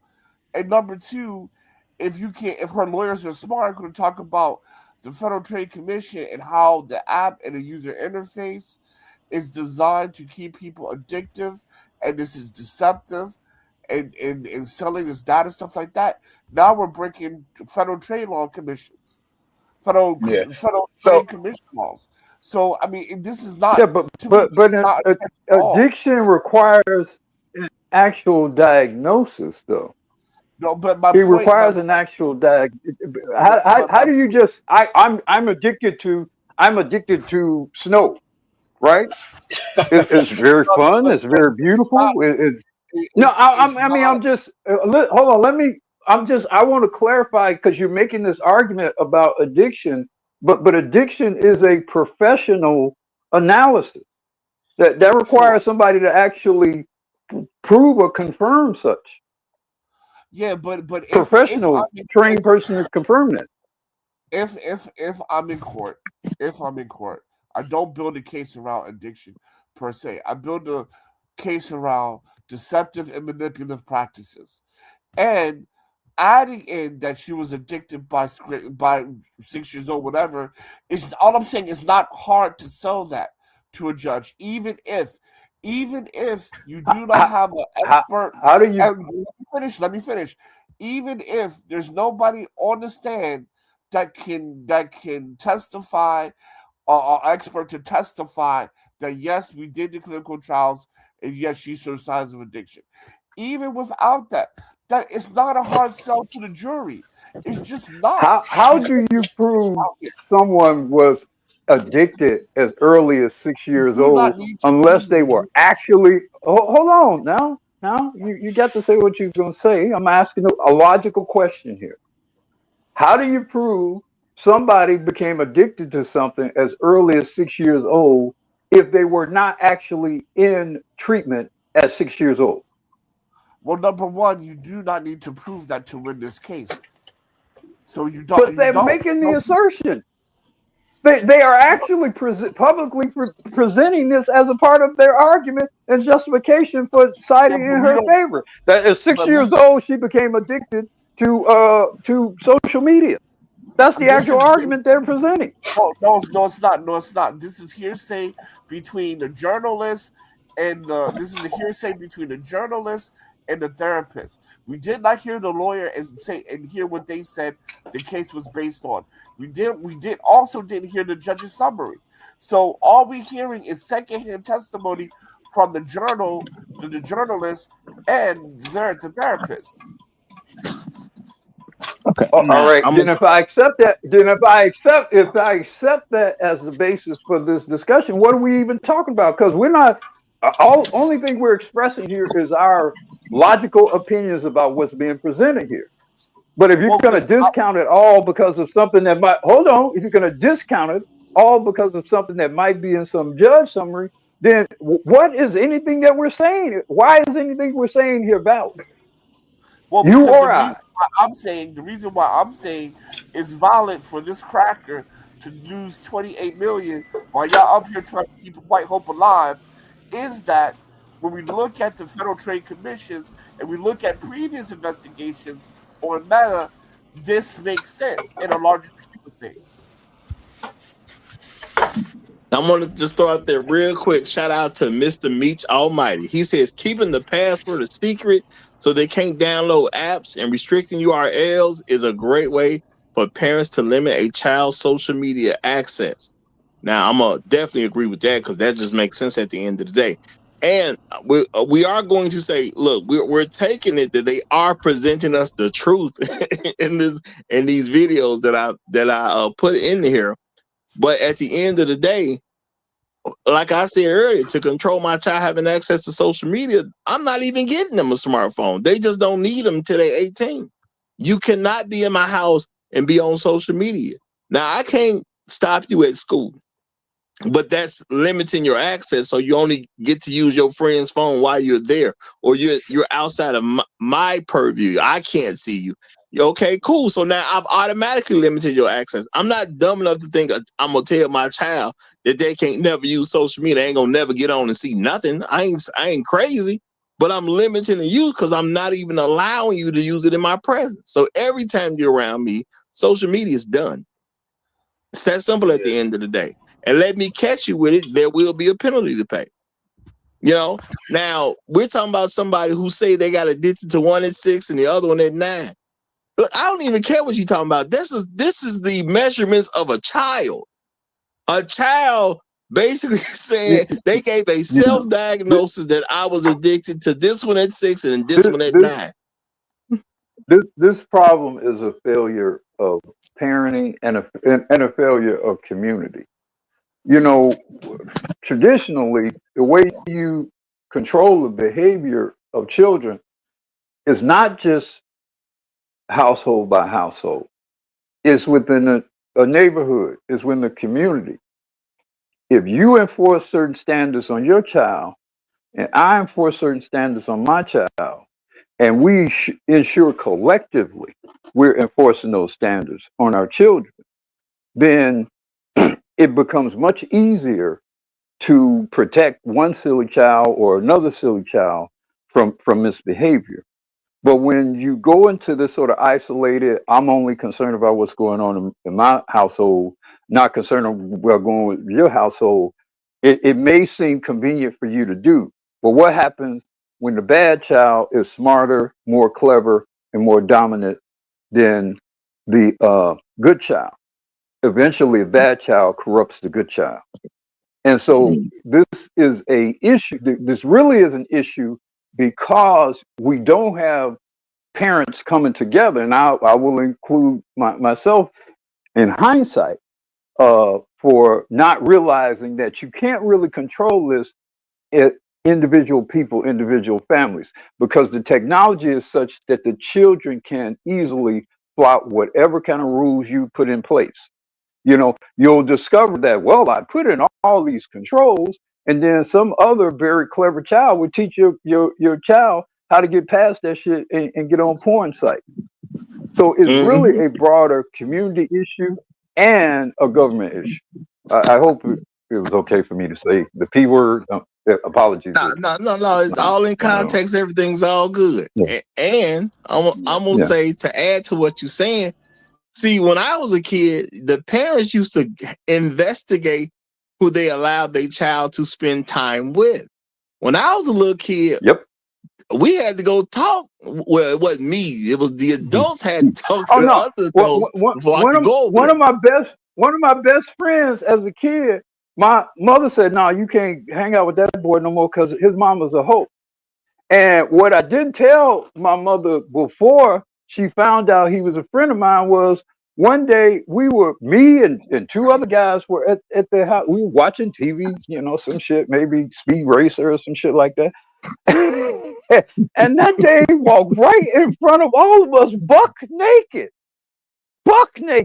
Now this was before, but my mother knew she was a whore, right? But my mother didn't know I was hanging out with him.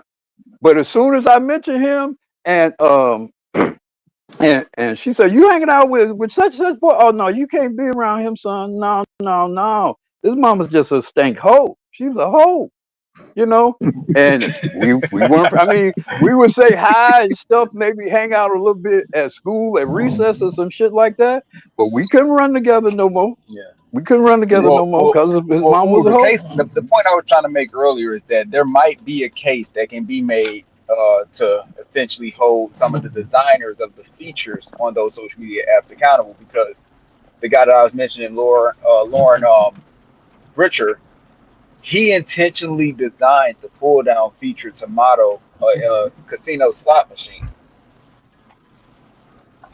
So if you're going to Well, regulate the I mean that casinos, if you're going to regulate the casinos and I hold them mean accountable, that's and they don't good for put addictive labels for or whatnot up, yeah, you have to do it appropriately. casino is a casino though is highly regulated in all aspects of its creation and everything they do in there. That's in every state and federal law, all that shit, including pulling down the things and stuff like that.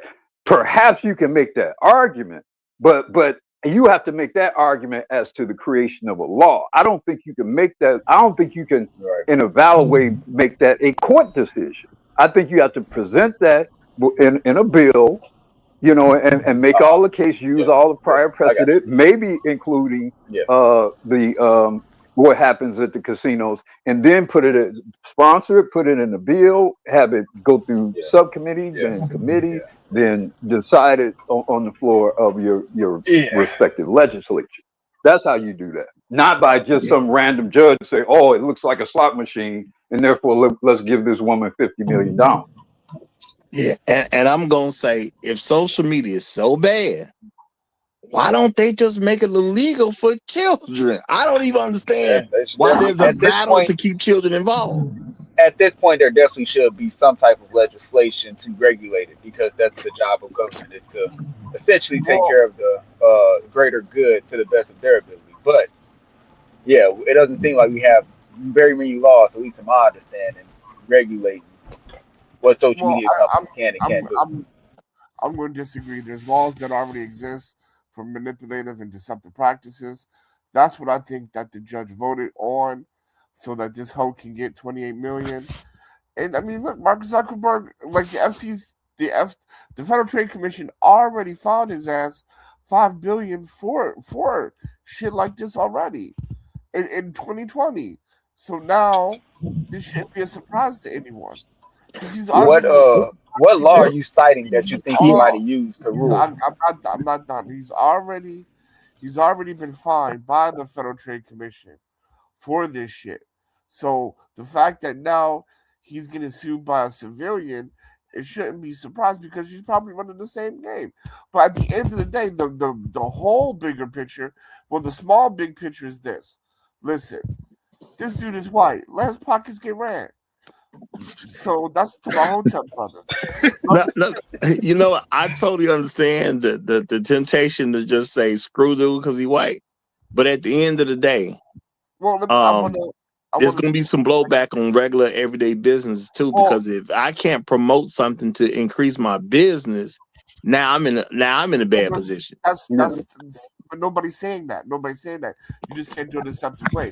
But the bigger picture is this: when women are unmarried, that's why my title is this: they stay in a nigga's pocket. Because when women are unmarried and want to be independent, you're gonna have this, because you got an 80-year-old woman to the left suing my man Cosby for something 50 years ago that I'm pretty sure she don't remember, and she was hoeing. Then on my right, you got this $28 million or $1 billion situation. And then behind me, we got Tiger Woods, who was dating a woman for 6 months. 6 months, now suing him for money. What do they all have in common? Women with no husbands and no way to earn income. So, and then my man Shannon Sharp in the Northwest, right? He just got and lost a $50 million brand deal. Look, I totally get your point. Roger, you do make this whole deceptive practices thing.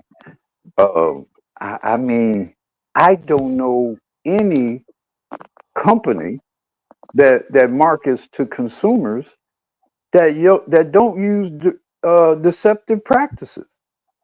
They lie about everything. They lie about Gatorade. They lie about Coca-Cola and Pepsi. They all use deceptive practices.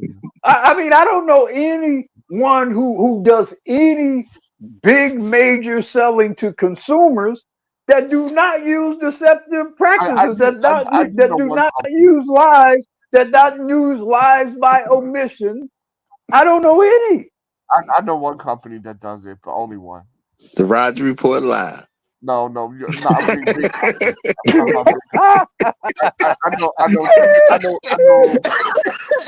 know. Put it this way, based in America. I'm not talking about any based in China. I'm not talking about any based in China started by a guy from Philadelphia. I'm not talking about that.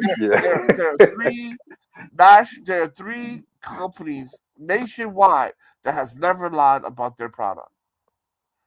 Oh, Lord have mercy. What's the three companies, man? What's the three companies? Now, this is a major endorsement. This is a major endorsement. By him.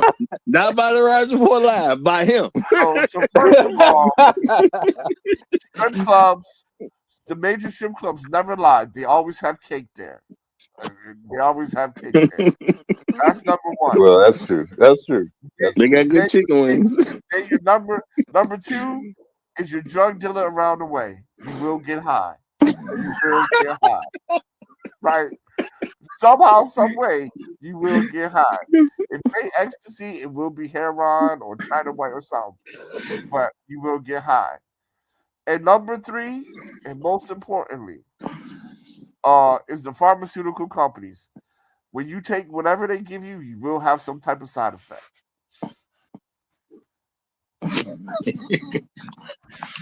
Well, that argument didn't give me the greatest confidence about nothing. But notice, they are required by law specifically to report that. They are required by federal law and state law specifically. So my question here on what's happening in terms of whether they're deceptive practices or not, what specific federal and or state guidelines have the social media companies flouted that have resulted in these alleged predictions? Nobody has been specific about that. Oh, I did. I read that earlier. The FTC did come up with a case. They did come up for a case. So, we repeat the question again. What statute that they make this ruling on? Like what current statute that we have at the federal or state level that they made this ruling based off of? Well, what I'm saying is this, right? Is that I can give President in what is it, 2024, FTC fined Meta $5 billion for deceptive practices. And then in 2023, FTC proposed an order to add restrictions and limited liability for Meta for children's data. And in 2024, they declared that they do use FTC has treated manipulative interface design and misleading user controls as a potential unfair and deceptive practices. Well, so, to be more specific, like what I'm digging into now. No. So the point of the matter is that it is so. For example, under the FTC guidelines, right, you have to do good business.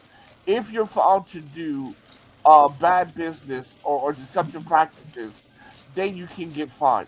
That statute has been in existence for 100 years, since the existence of the FTC. So under that law, right? Under that statute is why she probably got the ruling. And I am saying that even myself, I've had to, I've been told you can't do this. Your videos got to actually talk. You got to actually present your videos is what's actually in your videos. So I'm saying if the companies are making the adjustment that they're told they have to make, why should this chick get some money because these businesses are still trying to make money. And anytime you go into business, you are trying to get somebody to be a repeat customer. That is the main function of business. How do I create a repeat customer? The right way. The right way. If they're doing everything they're told to do, then to me, that's got to be the right way. But apparently, they're not doing it the right way. That's what if someone got fined and had to change a practice because it didn't fit into the quote unquote right way, that tells me that they're doing things the right way. Because I got fined, I paid a fine, and I changed what I've been doing since I ended up paying a fine. I'm just saying, just hold fast. You understand that there are people who do stuff because they thought they were right, and then they get fined and found out that they were wrong, and they change. That happens. Well, we don't know if they changed though. That's the $1 million question or $1 billion question. Yeah, well, the regulations oftentimes restrict you from being able to conduct business as well. All right. So it's kind of like a catch-22. Like, for instance, like in the financial industry or the financial advisor, we have a bunch of regulations that we follow. I mean, we really don't have that big of a problem following, right? Like, for instance, one of them is front running. If we essentially have a huge trade that a client is bringing into our office, and we know that it's going to possibly uptick the stock price a few cents, and we go in and we make a large order ahead of that, knowing we're about to make a larger order after that, and then trade out of it, that's front running, right? We knew order was coming, we made a little profit off of it. However, we have politicians like Nancy Pelosi who do things like insider trading and no one says anything about it. All right, so it's a catch-22 essentially, because the regulations are oftentimes very business suppressive, while the people making the regulations are actually not following the regulations themselves. That's correct. Well, look, if the federal government and the state were responsible, what they would do is provide some very specific guidelines for how children can utilize all form of social media.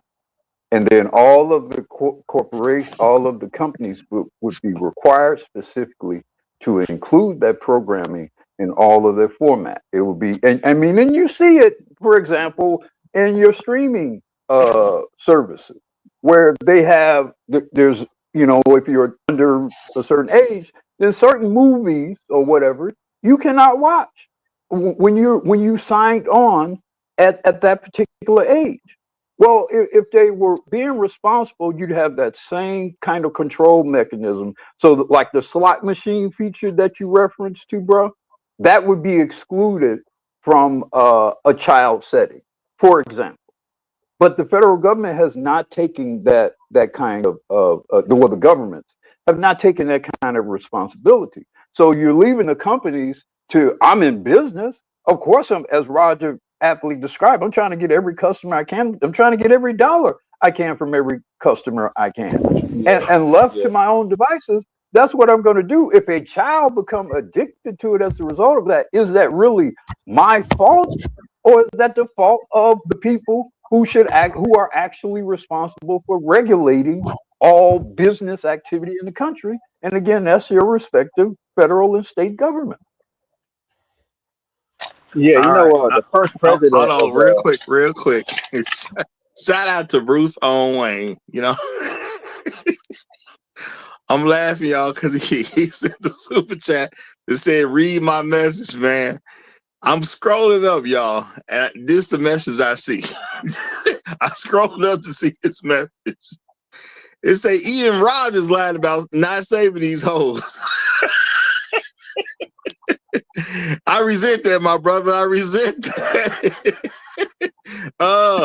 At the end of the day, that is not my fault. You're going to torture your ass for the next 25 days. We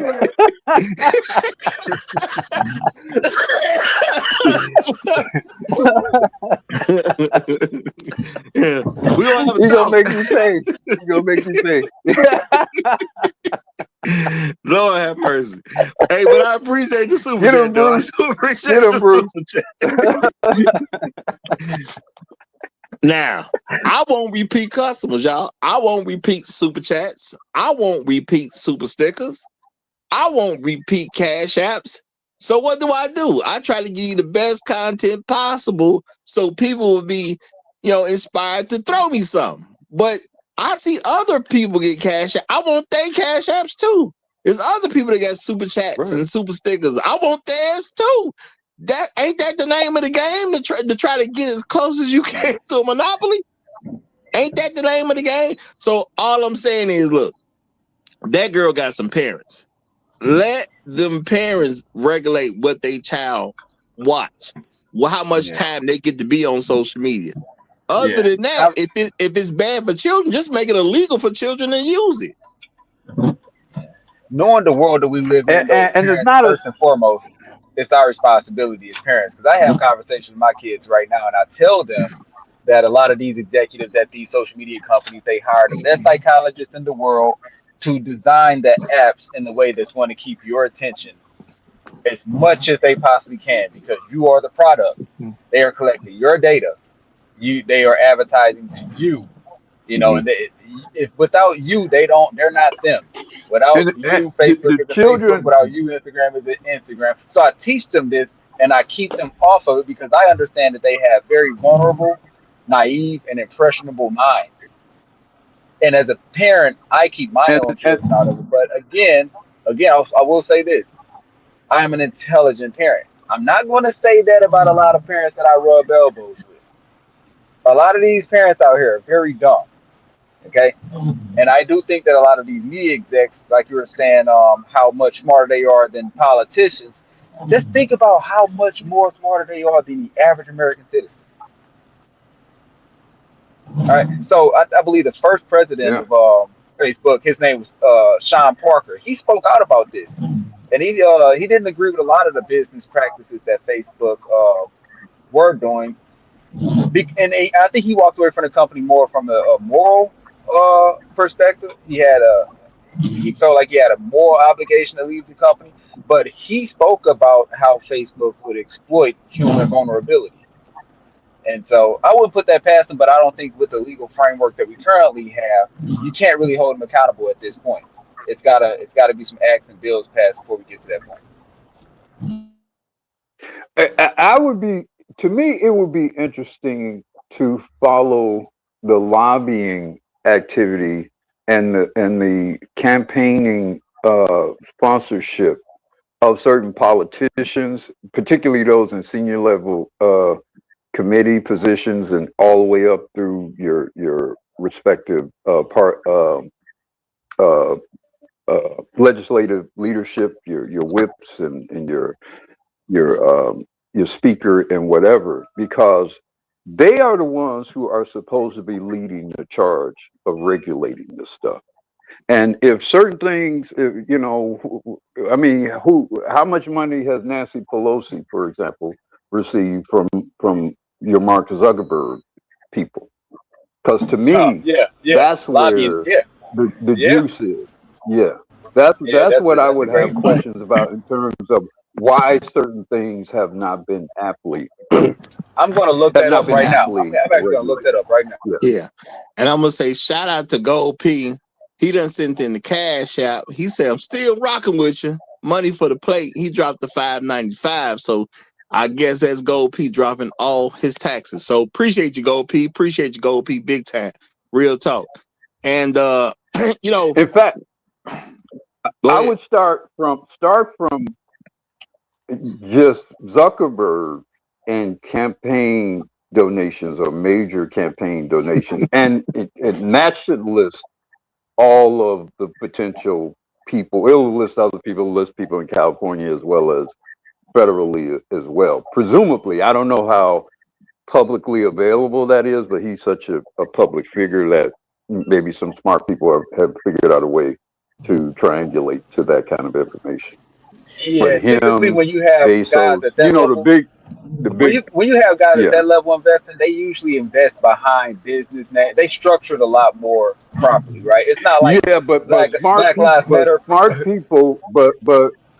Listen to me.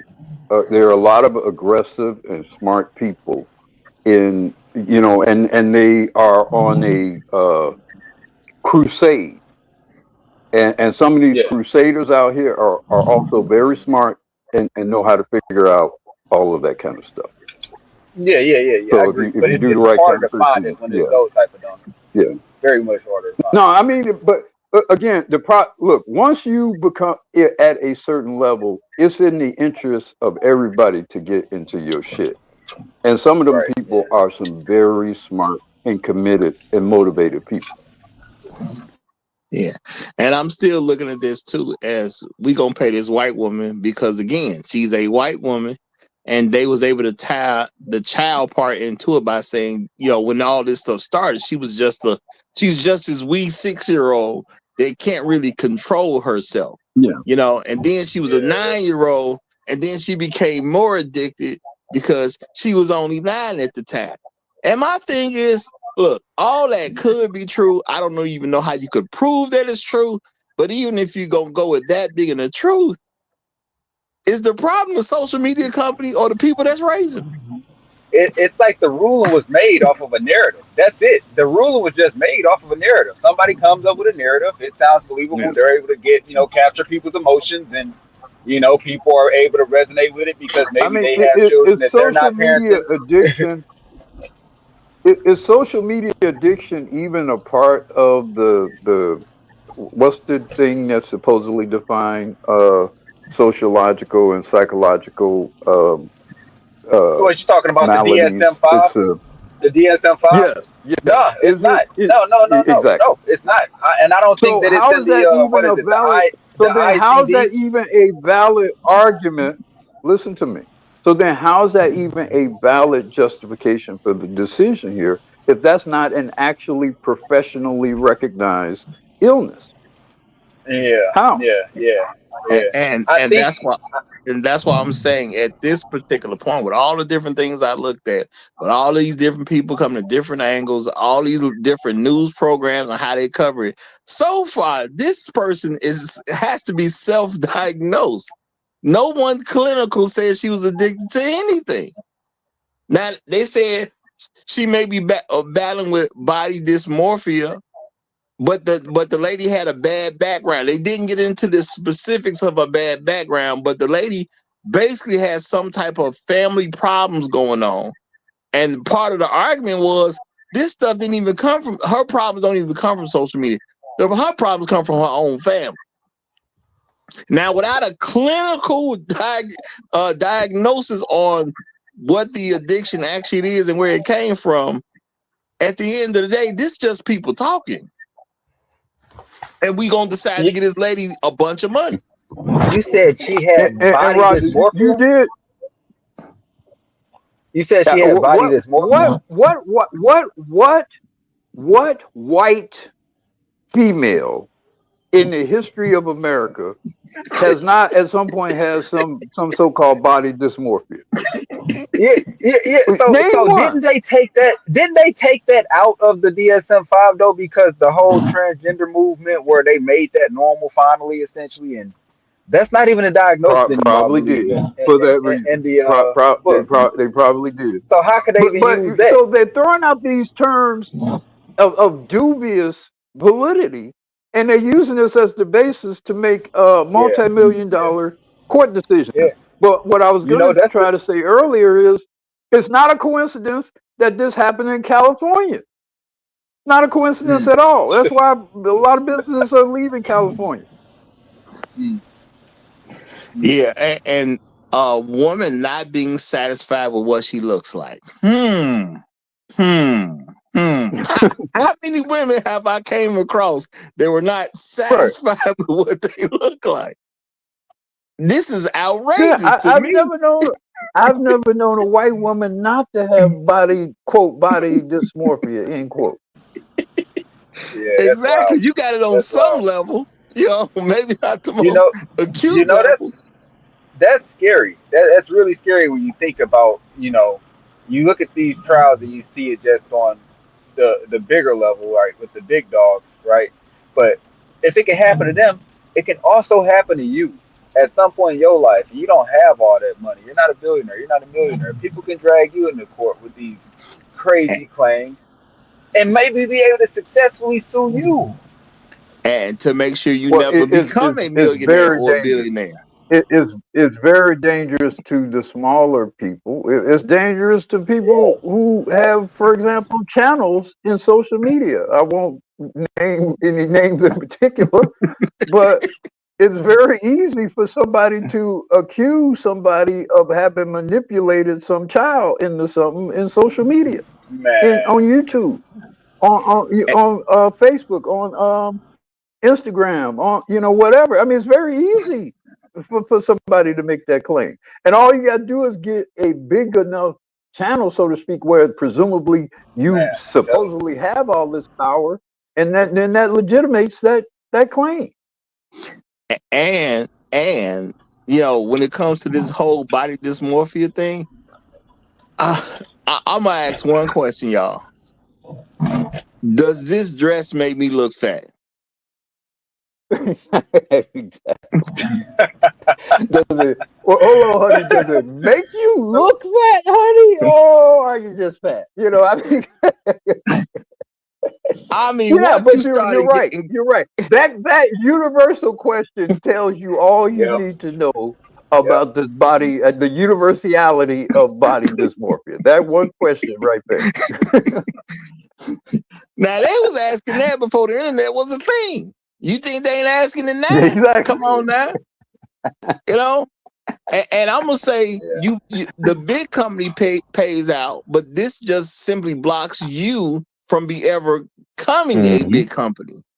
Because now Mm-hmm. anybody can sue you, and they don't need to get $6 million. They can just get 6,000, and you done. That was And your also, startup money. if you're doing business in social media, if and when they institute these egregious controls, and you ply your trade on these platforms, that's also legitimate, limiting your growth potential. If the slot machine feature really brings a lot of people to your particular part of some particular platform, and they remove it, then that's impacting your business. Mm-hmm. And you sitting here thinking like, well, if Mark Zuckerberg can't do it, how can I? See, Yeah. Mark Zuckerberg No, got enough money to you pay out won't be this. able, you won't be able, when they remove the feature, you won't even have access to do it. You won't it won't even be a decision that you'll be able to make.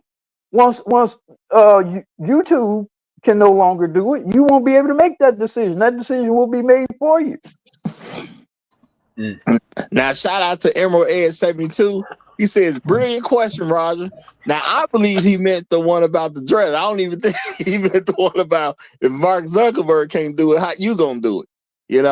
But my thing is these are real things. So I'm looking at it like, okay, we'll set a precedent and make these guys pay out, but we're gonna make them pay out so little, even though it's huge numbers to an individual. To them, this is pocket change. So they Well, pay out no, pocket we change, don't. and now none of us can Hold never on. challenge Oh, them. we don't. Hold on. We don't know how much they're going to ultimately pay out, because from what I heard, that it's been decided as to what the compensatory damages are. Compensatory damages are presumably some actual tangible loss you endured, health, financial, emotional, or whatever you endure it. That's going to be limited to your earning potential and whatever thing they can triangulate to any cost you incurred because of what you suffered through. They've not yet decided the punitive damages. The punitive damages could be 9 figures, could But easily be 9 figures. Because what that they is could true. conclude is what you did is so horrible and evil and monstrous that we gotta. Now, I'm not saying it will be that. I'm saying with punitive damages, you could create any kind of evil fairy tale about what this person did, and then you'd end up having to pay out everything. It's not likely to happen, but it's very possible they will pay significantly more than those compensatory damages. Well, the fact that the person involved is only 20 years old, they could spend that to all types of money and earning potential that'll never be matched. You know, because she only 20. Yeah. So, you know, that's a good, what they could say, at least 45 years of money she will never have a chance to truly make because she's so messed up in the head. I don't want to lose punitive. They've not decided the punitive damages. That's where the real money is likely going to be, not the compensatory damage. The compensatory damages are limited. The punitive damages are potentially unlimited, and that hasn't been decided yet. And in that Bill Cosby case, since it was brought up early, the punitive part was $40 million.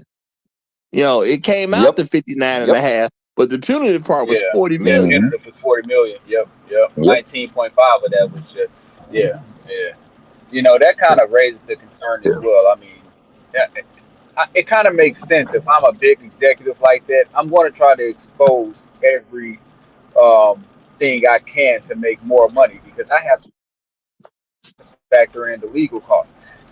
I believe that people are going to sue you whether or not you're running a good company or a bad company. They're going to find ways. If they're lazy and they have their own selfish intentions, they're going to find ways to be able to exploit you of resources, whether you're good or bad.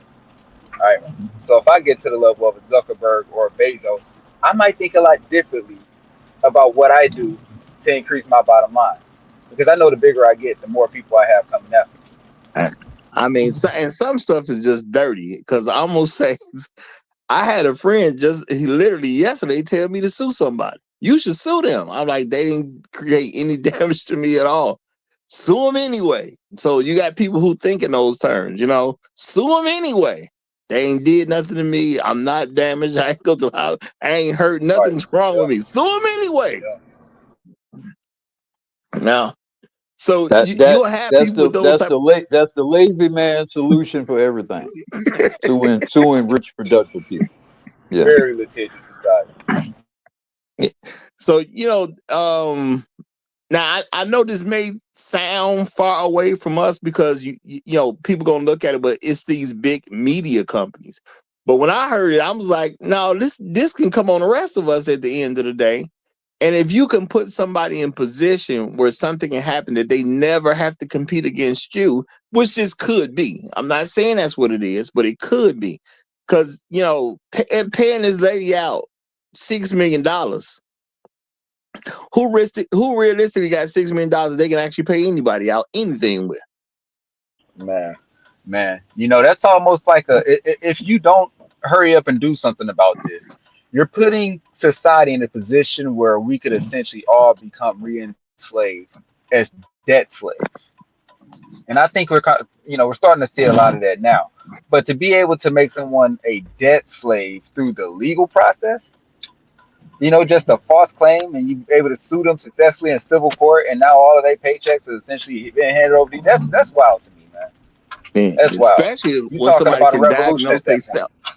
Yeah, and especially when people can diagnose themselves. Because it's the lady claim she got addicted at 6 and 9. That's her claim. There's no clinical proof for this claim. So we just listening to a 6-year-old now? I'm 20 now. Much. But you as a child claimed that you became addicted. I wonder how that 6-year-old. I wonder how that 6-year-old that age 6 triangulate to what the advent of Instagram or whatever, the initiation of Instagram. I wonder if there's a link between that particular age and the start of one of the social media platforms that are under this suit. Because how old is Instagram or Facebook? Well, Facebook is what, like 20 years old, I guess now. But Instagram is more recent. Yeah, is more recent. So I wonder if that's what that particular age means. But you know, I would definitely, if I were a part of this case, I would definitely want to know how that particular age triangulates to the strategic timelines of the corporations involved here, because I suspect there is a connection. Yeah, and I definitely would like to hear a description of how your addiction played out. Because see, you can describe, somebody doing something because of an addiction. Now we know as grown men, it's some men out there who are not gay, but they gonna perform they would perform an act of fellatio in order to get that next rock. See, and I'm not even saying that to sound funny. What I'm saying is that is a clear result of an addiction. When a straight man is giving another man fellatio to get a rock.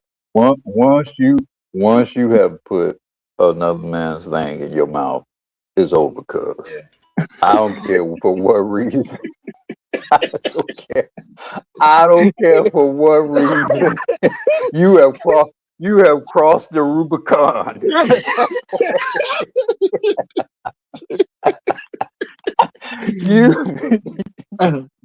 You have crossed over, cuz. You've crossed over. And no offense to any of you out here who have. No offense. It's your life, But I'm just saying, that's over, Chief. That's over. You know what? I ain't gonna defend that at all. Because I don't think there's any smart defense for that. Yeah. I'm gonna just say if you was previously straight, if you was previously a straight man. Yes. That's more, that's more like it. But no, I share all of your concerns and prohibitions about what's going on here. And I do think it's a risk to not just the big social media companies. It is, because again, I don't know any, and even Hot Sauce, he's gone now, but even Hot Sauce had to concede, somewhat jokingly, that all companies deceive everybody, children and adults. They all deceive us. They're all lying about everything they sell. Certainly to consumers. I mean, the only somewhat exception to it are the drug companies, and that's because of specific guidelines, state and federal guidelines that require them to be explicit about the side effects of that. And they still lie. Yeah, they still and either by omissions and percentages and stuff like that. Yeah, even so, they still lie. But they at least have specific standards that require them to continually present the potential effects. Nobody else has done. How often do you see on a Coca-Cola commercial got caffeine and sugar? Both of them, you could argue, are addictive. I don't know if they are officially addictive, but they certainly are influence mood and behavior, and definitely negatively impact health by diabetes and blood pressure. Look at your kids' cereal boxes. Just look at your kids' cereal boxes. It's tough. Look at Tricks. Let me tell you, be a parent of minor children. That shit ain't nothing that's marketing to us. Go to your cabinet. Go to your cabinet. If you are a parent right now of young children in your home, go to your cabinet and pull out the cereal boxes and look at those ingredients. I dare you to look at those ingredients and not feel guilty. But before you look at the ingredients, look at the boxes themselves and tell me, is there anything on that box that spells "I'm trying to get an adult's attention"? And you know what? I'm thinking there should be a clear lawsuit, because I was told that these were magically delicious. And I bet money you cannot prove the magical deliciousness of this cereal. Exactly. But I believe that shit in 1972 or 1971. I believe that shit. Tricks off of who? Tricks off of who? Tricks off of who? I believe that shit. I should be able to sue. I should be able to sue. Just like this woman sued Cosby for some shit that happened in 1972. I should be able to sue because I was lied to about how magically delicious those tricks are. Yep.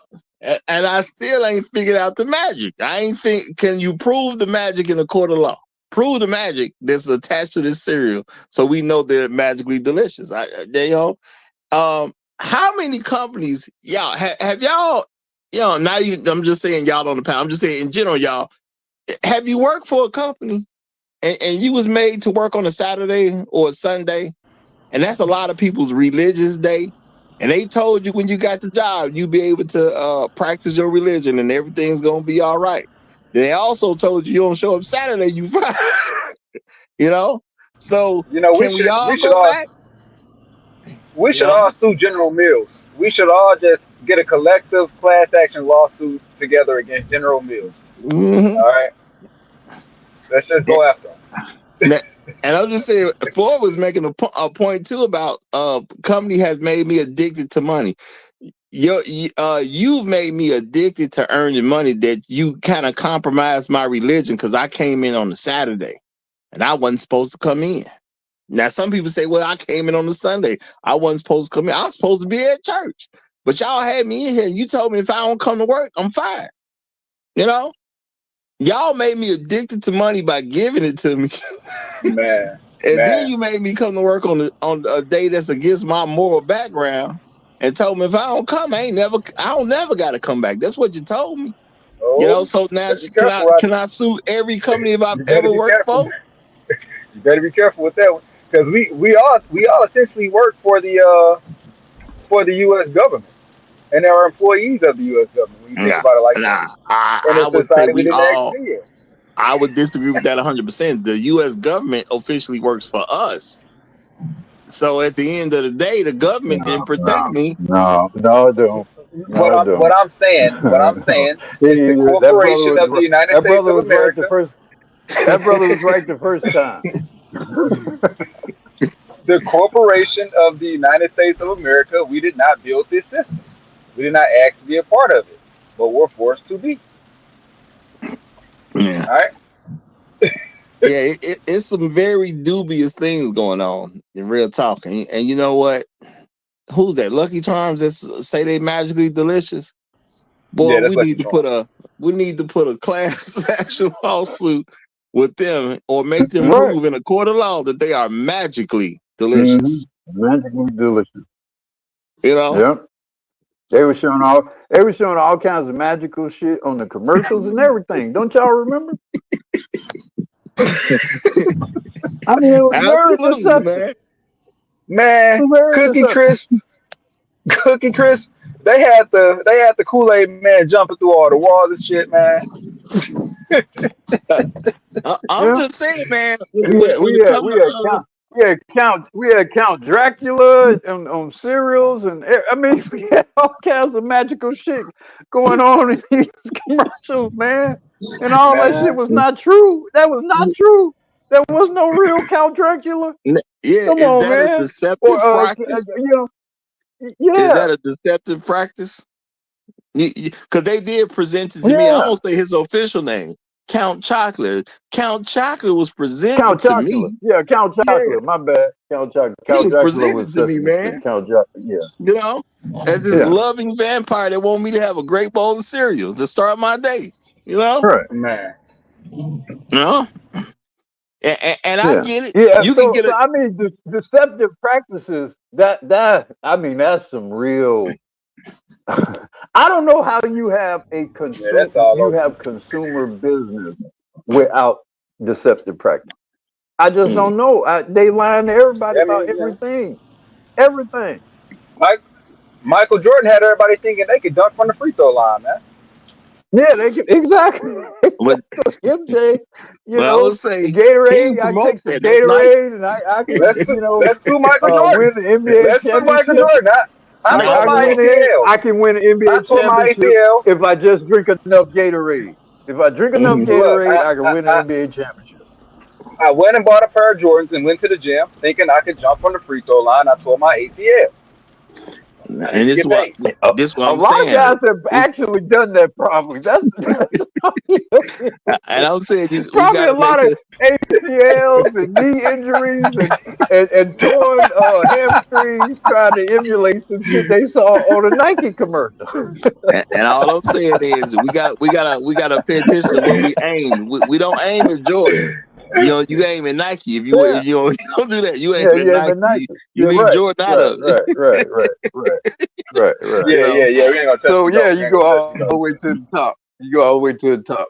Yeah, no. So Mhm. I mean, deceptive practices, man. That's a real dubious argument. That's a real dubious. What I would have to look at the politicking that went behind the decisions. Who was in office, for example? Because here's the thing: FTC is not a legislative body. Yeah, It's not an yeah, yeah. elected position. It's an appointed position. It's appointed by the Yep, president. yep, So, yep. they're really doing the bidding of whoever is the president at that time. And especially if they were under Trump and Trump was having all those issues, if y'all recall, with the social media companies. So that could have been a vengeance thing. That could have very easily have been a vengeance thing. Yeah. Real talk, real talk. Now, shout out to Gregory Scotland. We got a super chat that just came up. He said, "Hi, Roger. As more women indulge in various activities, they can always put the blame elsewhere, no matter their actual involved behavior." Now, I think that's a very, very profound statement. That it's really a centerpiece of this particular court case, because essentially what we have is a 20-year-old woman blaming social media for whatever her life outcomes are, even though they have information that she has a poor upbringing.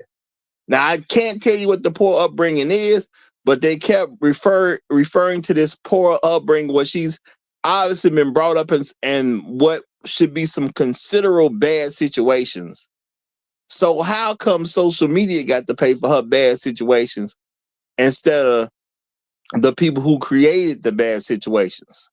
So this is telling me, as long as you white, you can raise a child poorly. And I'm gonna say, you if we're going to accept that she got addicted at 6 and 9 years old to these different forms of social media, then we can't say that wasn't poor parenting going on. So as a white person, you can have poor parenting, let your children get addicted to nonsense, have them come up in a horrible lifestyle, and when they're 20, we'll give them money so they'll be okay. That don't jive well to me. That just don't Sound like jive well to America me. to me. Sound about like America to me. It do sound like America. I ain't gonna say it don't sound like America, you know, Come on. but that don't jive well. Real talk. So yeah, to me, this whole case is just egregious. Real talk.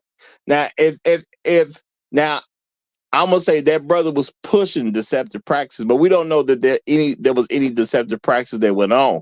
And when you argue, the company is set up for you to go from one video to the next. I'm sitting here just as a normal person, like, well, what is it supposed to be set up like?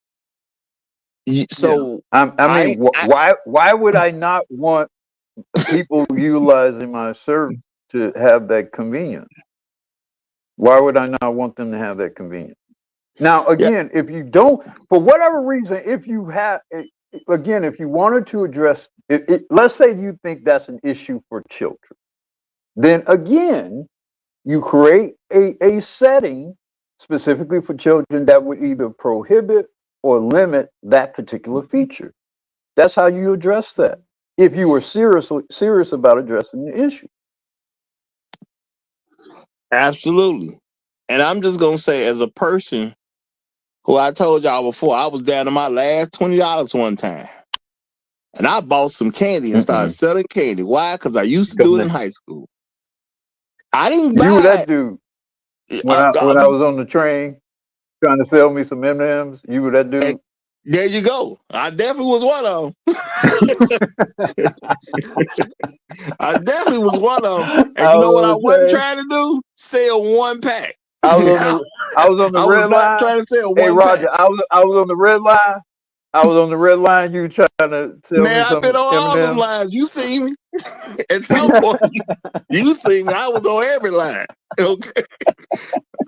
That's real talk. Sometimes you got to hustle out there. I have admittedly a time or two I bought stuff. I didn't eat them, I mean, with all due respect, but a few times I just buy them, just, put a few dollars in the brothers' pockets. But yeah, no, I've patronized your business, your form of business, a time or two. I can definitely believe that because I was everywhere like savoir faire, and that's real talk. Okay, I was pushing, so ain't nowhere in the world I'm finna try to make some money and only try to sell one. That don't see. So to say, well, they set up their videos in a way that you will easily scroll to the next. Well, I'm supposed to make it hard. Is that what I'm supposed to do? I'm never gonna make it hard for you to get the thing I'm trying to sell to you. That don't make sense. You're not supposed to make money for the children, to protect the children. You're not supposed to make that money. You know what? I done sold candy but to no, children, so I don't even know what to say if you want to commit some kind of egregious theft in America, you always put a white woman's face on it. You put a white woman's face on it, you can steal almost anything from America. And that's what I was saying at first. You done made it a white woman, and then you got us with she was a child at a certain point too. So you didn't hit us with the child and the white woman all at the same time. That's why the 6-year-old, they kept mentioning. You notice how in everything we saw they mentioned 6-year-old. That's not a coincidence. Yeah, and they a little helpless 6-year-old girl. And they're protecting her identity right now as if it's some minor. Mm-hmm. Yeah, they do that. They do that. They even do that, like, with like the sex crimes and all that. Yeah, something supposedly happened to somebody 30 years ago, and we still gonna protect their identity today. Yeah, that's what they do. That does has its way to serious conversations about reparations. Even I think I just saw somebody comment that in the chat. It does. Now, if you're going to allow someone essentially to just make hold on. You can't be dealing with the chat. Not on my channel, man. We run the show. Okay, the chat don't run the channel. I love the chat. My bad, bro. But y'all ain't gonna never run my channel, okay? Not as long as I got something to say about it. But y'all keep on chatting. Yeah, it's only if we bring it up that we'll make a comment on it. If put it on the screen, then she'll make a comment on it. But I mean, I'm gonna go ahead and let you say something out there because it sounds like a pretty decent point. I'll circle back around to it. I'll circle back around to it off her. Yeah, before you say it though, I'm gonna say shout out to my main man Trail Bentley with the Trail Bentley 57-cent tax. He said TikToks was designed for kids, but adults took over. Hey, that's what we gotta do sometime, man. We gotta let it be known to these youngsters. We here now. We appreciate y'all for being here before us, but we got it now. We got it. Sometimes you got to move them off their platform just so they'll know what time it is. Real talk, y'all. Real talk. That's equivalent to eating kids Fruit Loops and shit like that, and I mean fruit snacks. Yep, pretty much. Drinking Yeah, that's what y'all doing. That's what we doing with TikTok. We eating a cereal and their fruit roll up. We still trying to discover the magically deliciousness. Yeah, exactly. Eating their fruit roll ups and all that shit. Yeah. But go ahead with that point, Bronx. You was making because I didn't see the comment, but it seemed like you was making some kind of point. Yeah, I was just gonna circle back around to it, but briefly, this does kind of open up a pathway to serious conversations about what reparations might look like, right?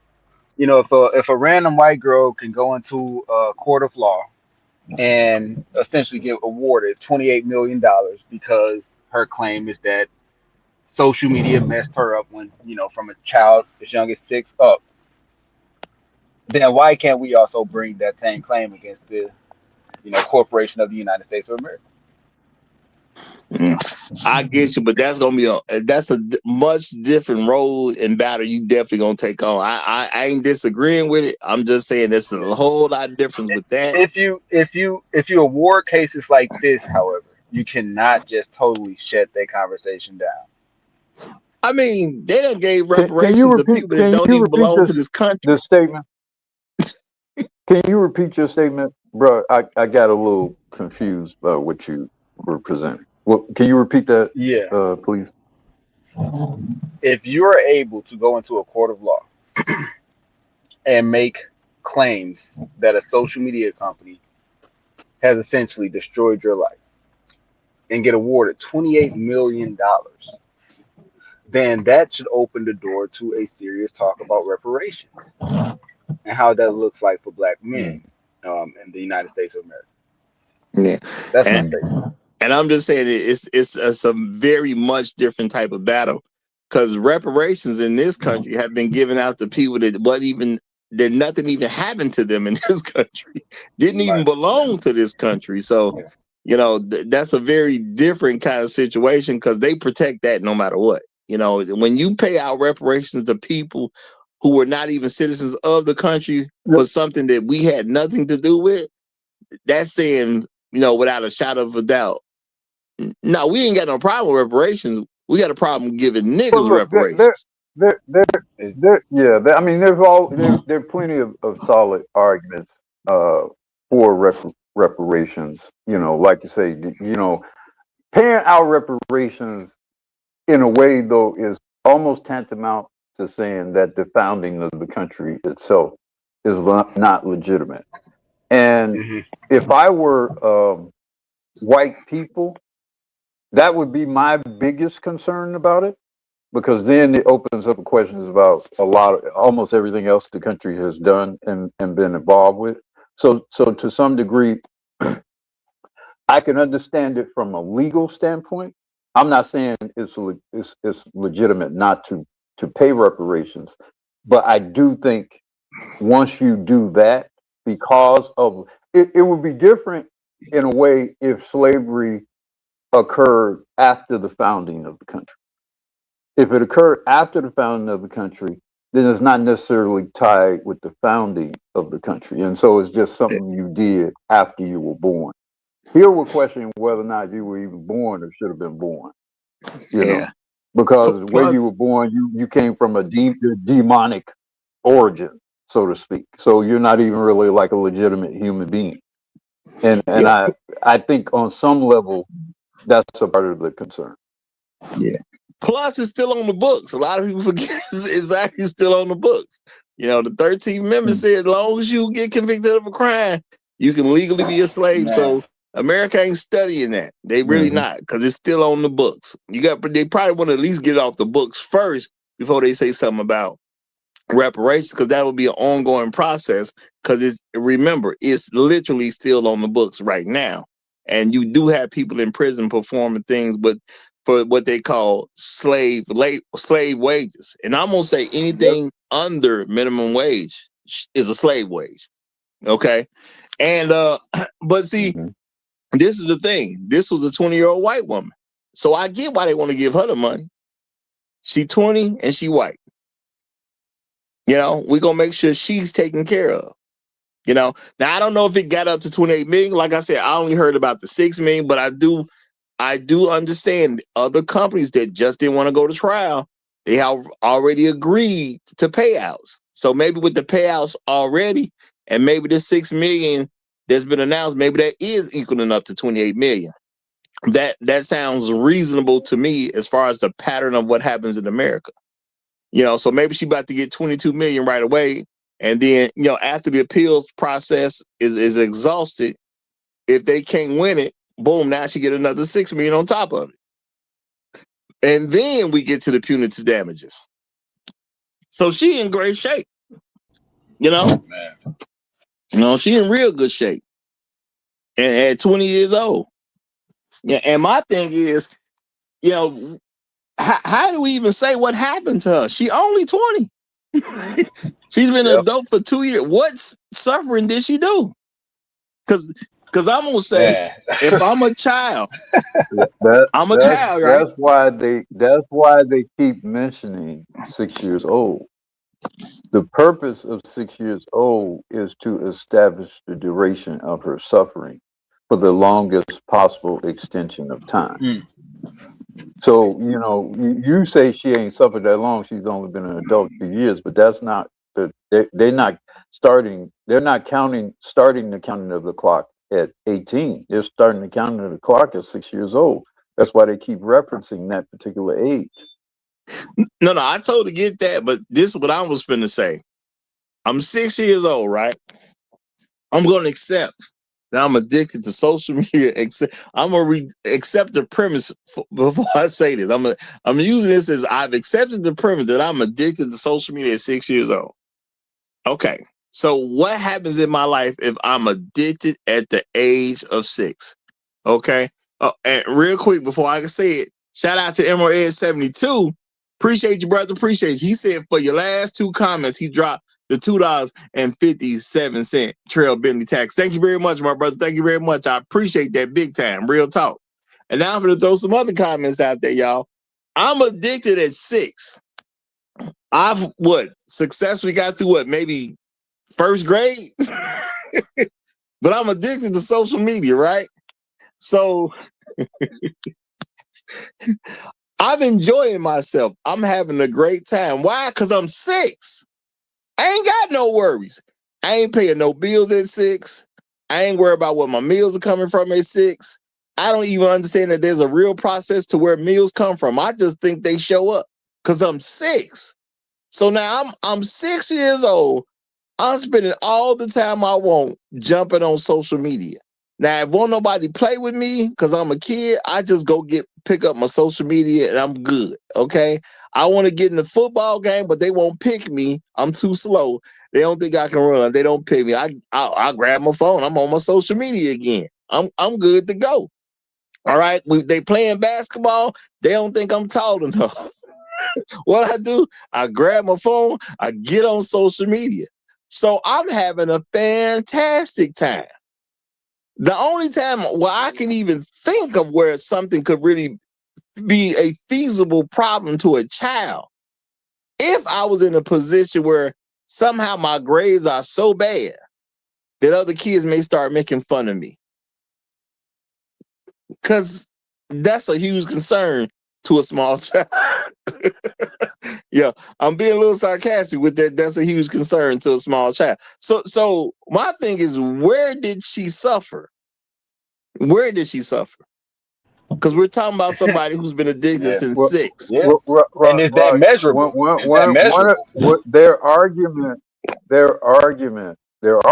will be the loss of innocence, and that's a real thing that they argue with respect to children. All right. All Well, the I'm things I'm that she suing was all the. exposed to, I'm going to go back all the and things that she was sue. distracted. I'm gonna go back and sue the VHS companies that used to produce the old school flicks. Yeah, well, I mean that's their argument. It would be that this evil distraction of of whatever platform caused me to lose my childhood innocence, and Yeah, I'm about to go back. it compelled me to engage in things that I would not have engaged in had this not been had I not been exposed to this. So that's their primary and that's why they use girls to do it, because, or white girls in particular to do it, because there's always this fantasy about youthful white female innocence. That's what they market in particular. That's why they always use white girls for this kind of stuff, because of the fantasy that white people have of the innocence of white girls. Mm-hmm.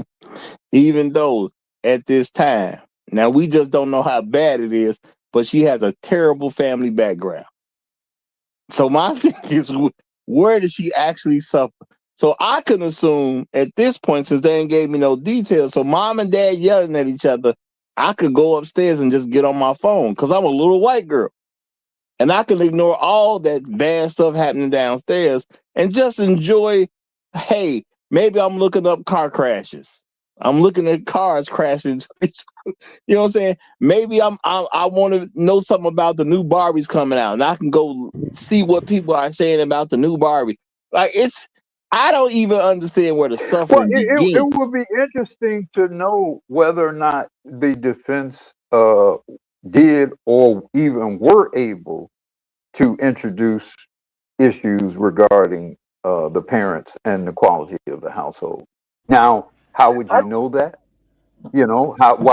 How would you be legally privy to marital issues or parental issues or whatever? I don't know if you would be or how. I don't know, but it'd be interesting to know whether or not there was at least some attempt to broach those issues in the court case.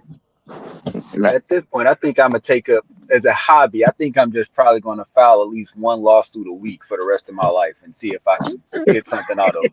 Just see how it shake out, huh? Just see how I shake out, man. Just see how I shake out. Just take your whole childhood, Man, I'm telling you, and just really think about the products I just to was look using for back all the then. terrible shit that happened. I'm telling All the terrible shit that happened is just I think a lot of them Disney Channel shows and shit I used to watch as a kid, a lot of them were suggestive. A now lot of them were now very suggestive. actually Very you might suggestive. have a real thing with the childhood TV shows. You might actually be able to get some action with some I'm of those telling you. shows I'm because telling you. some of the There stuff were that some happened very on those shows, questionable they're things. that's so Raven was doing all kinds of Oh magical man. shit, man. Man, Man. my daughter's all confused by that shit, Man. man. I think I jumped. I think I thought I knew the future one time when I was a kid, and it led to public embarrassment. It And led it to turned public out wrong, embarrassment. and you turned out wrong, and you lost money because you bet on some shit that you thought was going to be a part of the future, Oh and you man. were wrong because Raymond told you could predict the future. Yeah, I invested in I invested my life savings in companies because Raven said that this is what the future gonna Exactly. look like. Now, shout out to Bruce Man. Owen, and he sent another super chat that said, "Read my message, Roger." He says, if you're addicted, I guess he meant to social media at 6. You definitely can get it at 19. But Roger said no. But you can become a millionaire at 20. Now I'm gonna say this, bro. I'm gonna say this. Now this is a different context. This is just a random person who's been addicted since they were 9, or what, supposedly addicted since they were 6. They probably did get it at 19 because they say the lady got a terrible family background, and we don't know how terrible it is, so we don't really know what's going on. Now, her becoming a millionaire at 20. Now, who specifically said that she had a terrible family background? Who No, specifically said that? the reports, I missed that.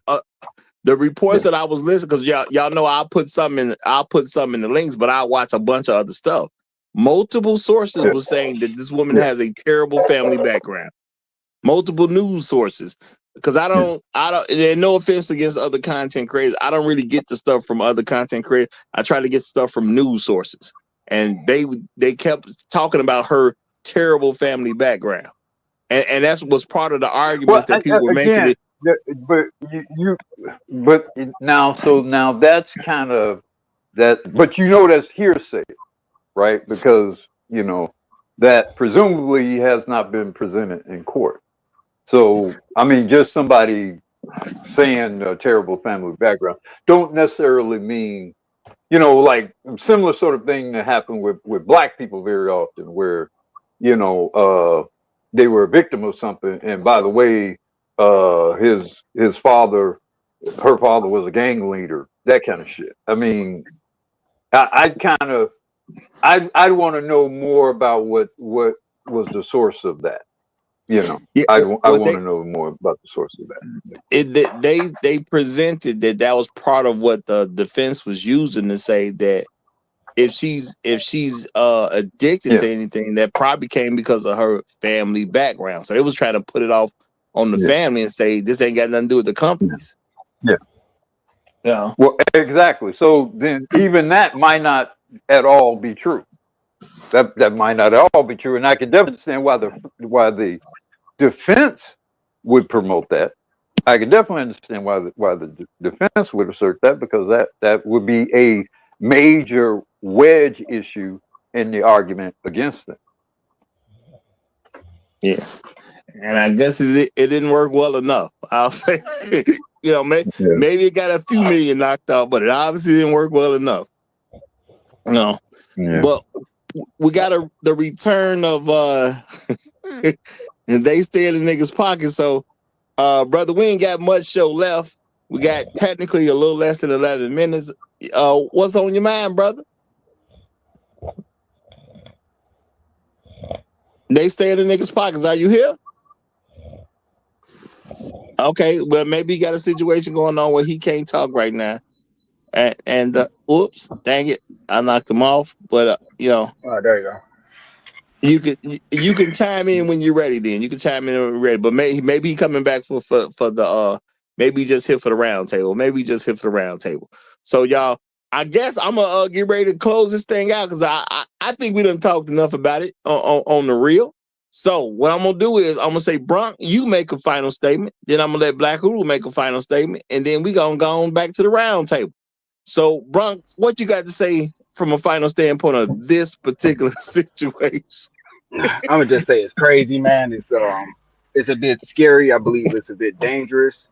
I think that when people see things like this, it might give them ideas, right? I mean, I just came up with the wonderful idea today to start, for the rest of my life, putting in one lawsuit a week, just one, and hopefully something sticks for me, and hopefully one day, we can have a show about how I won a lawsuit and bring one home for the brothers. I'm close with that.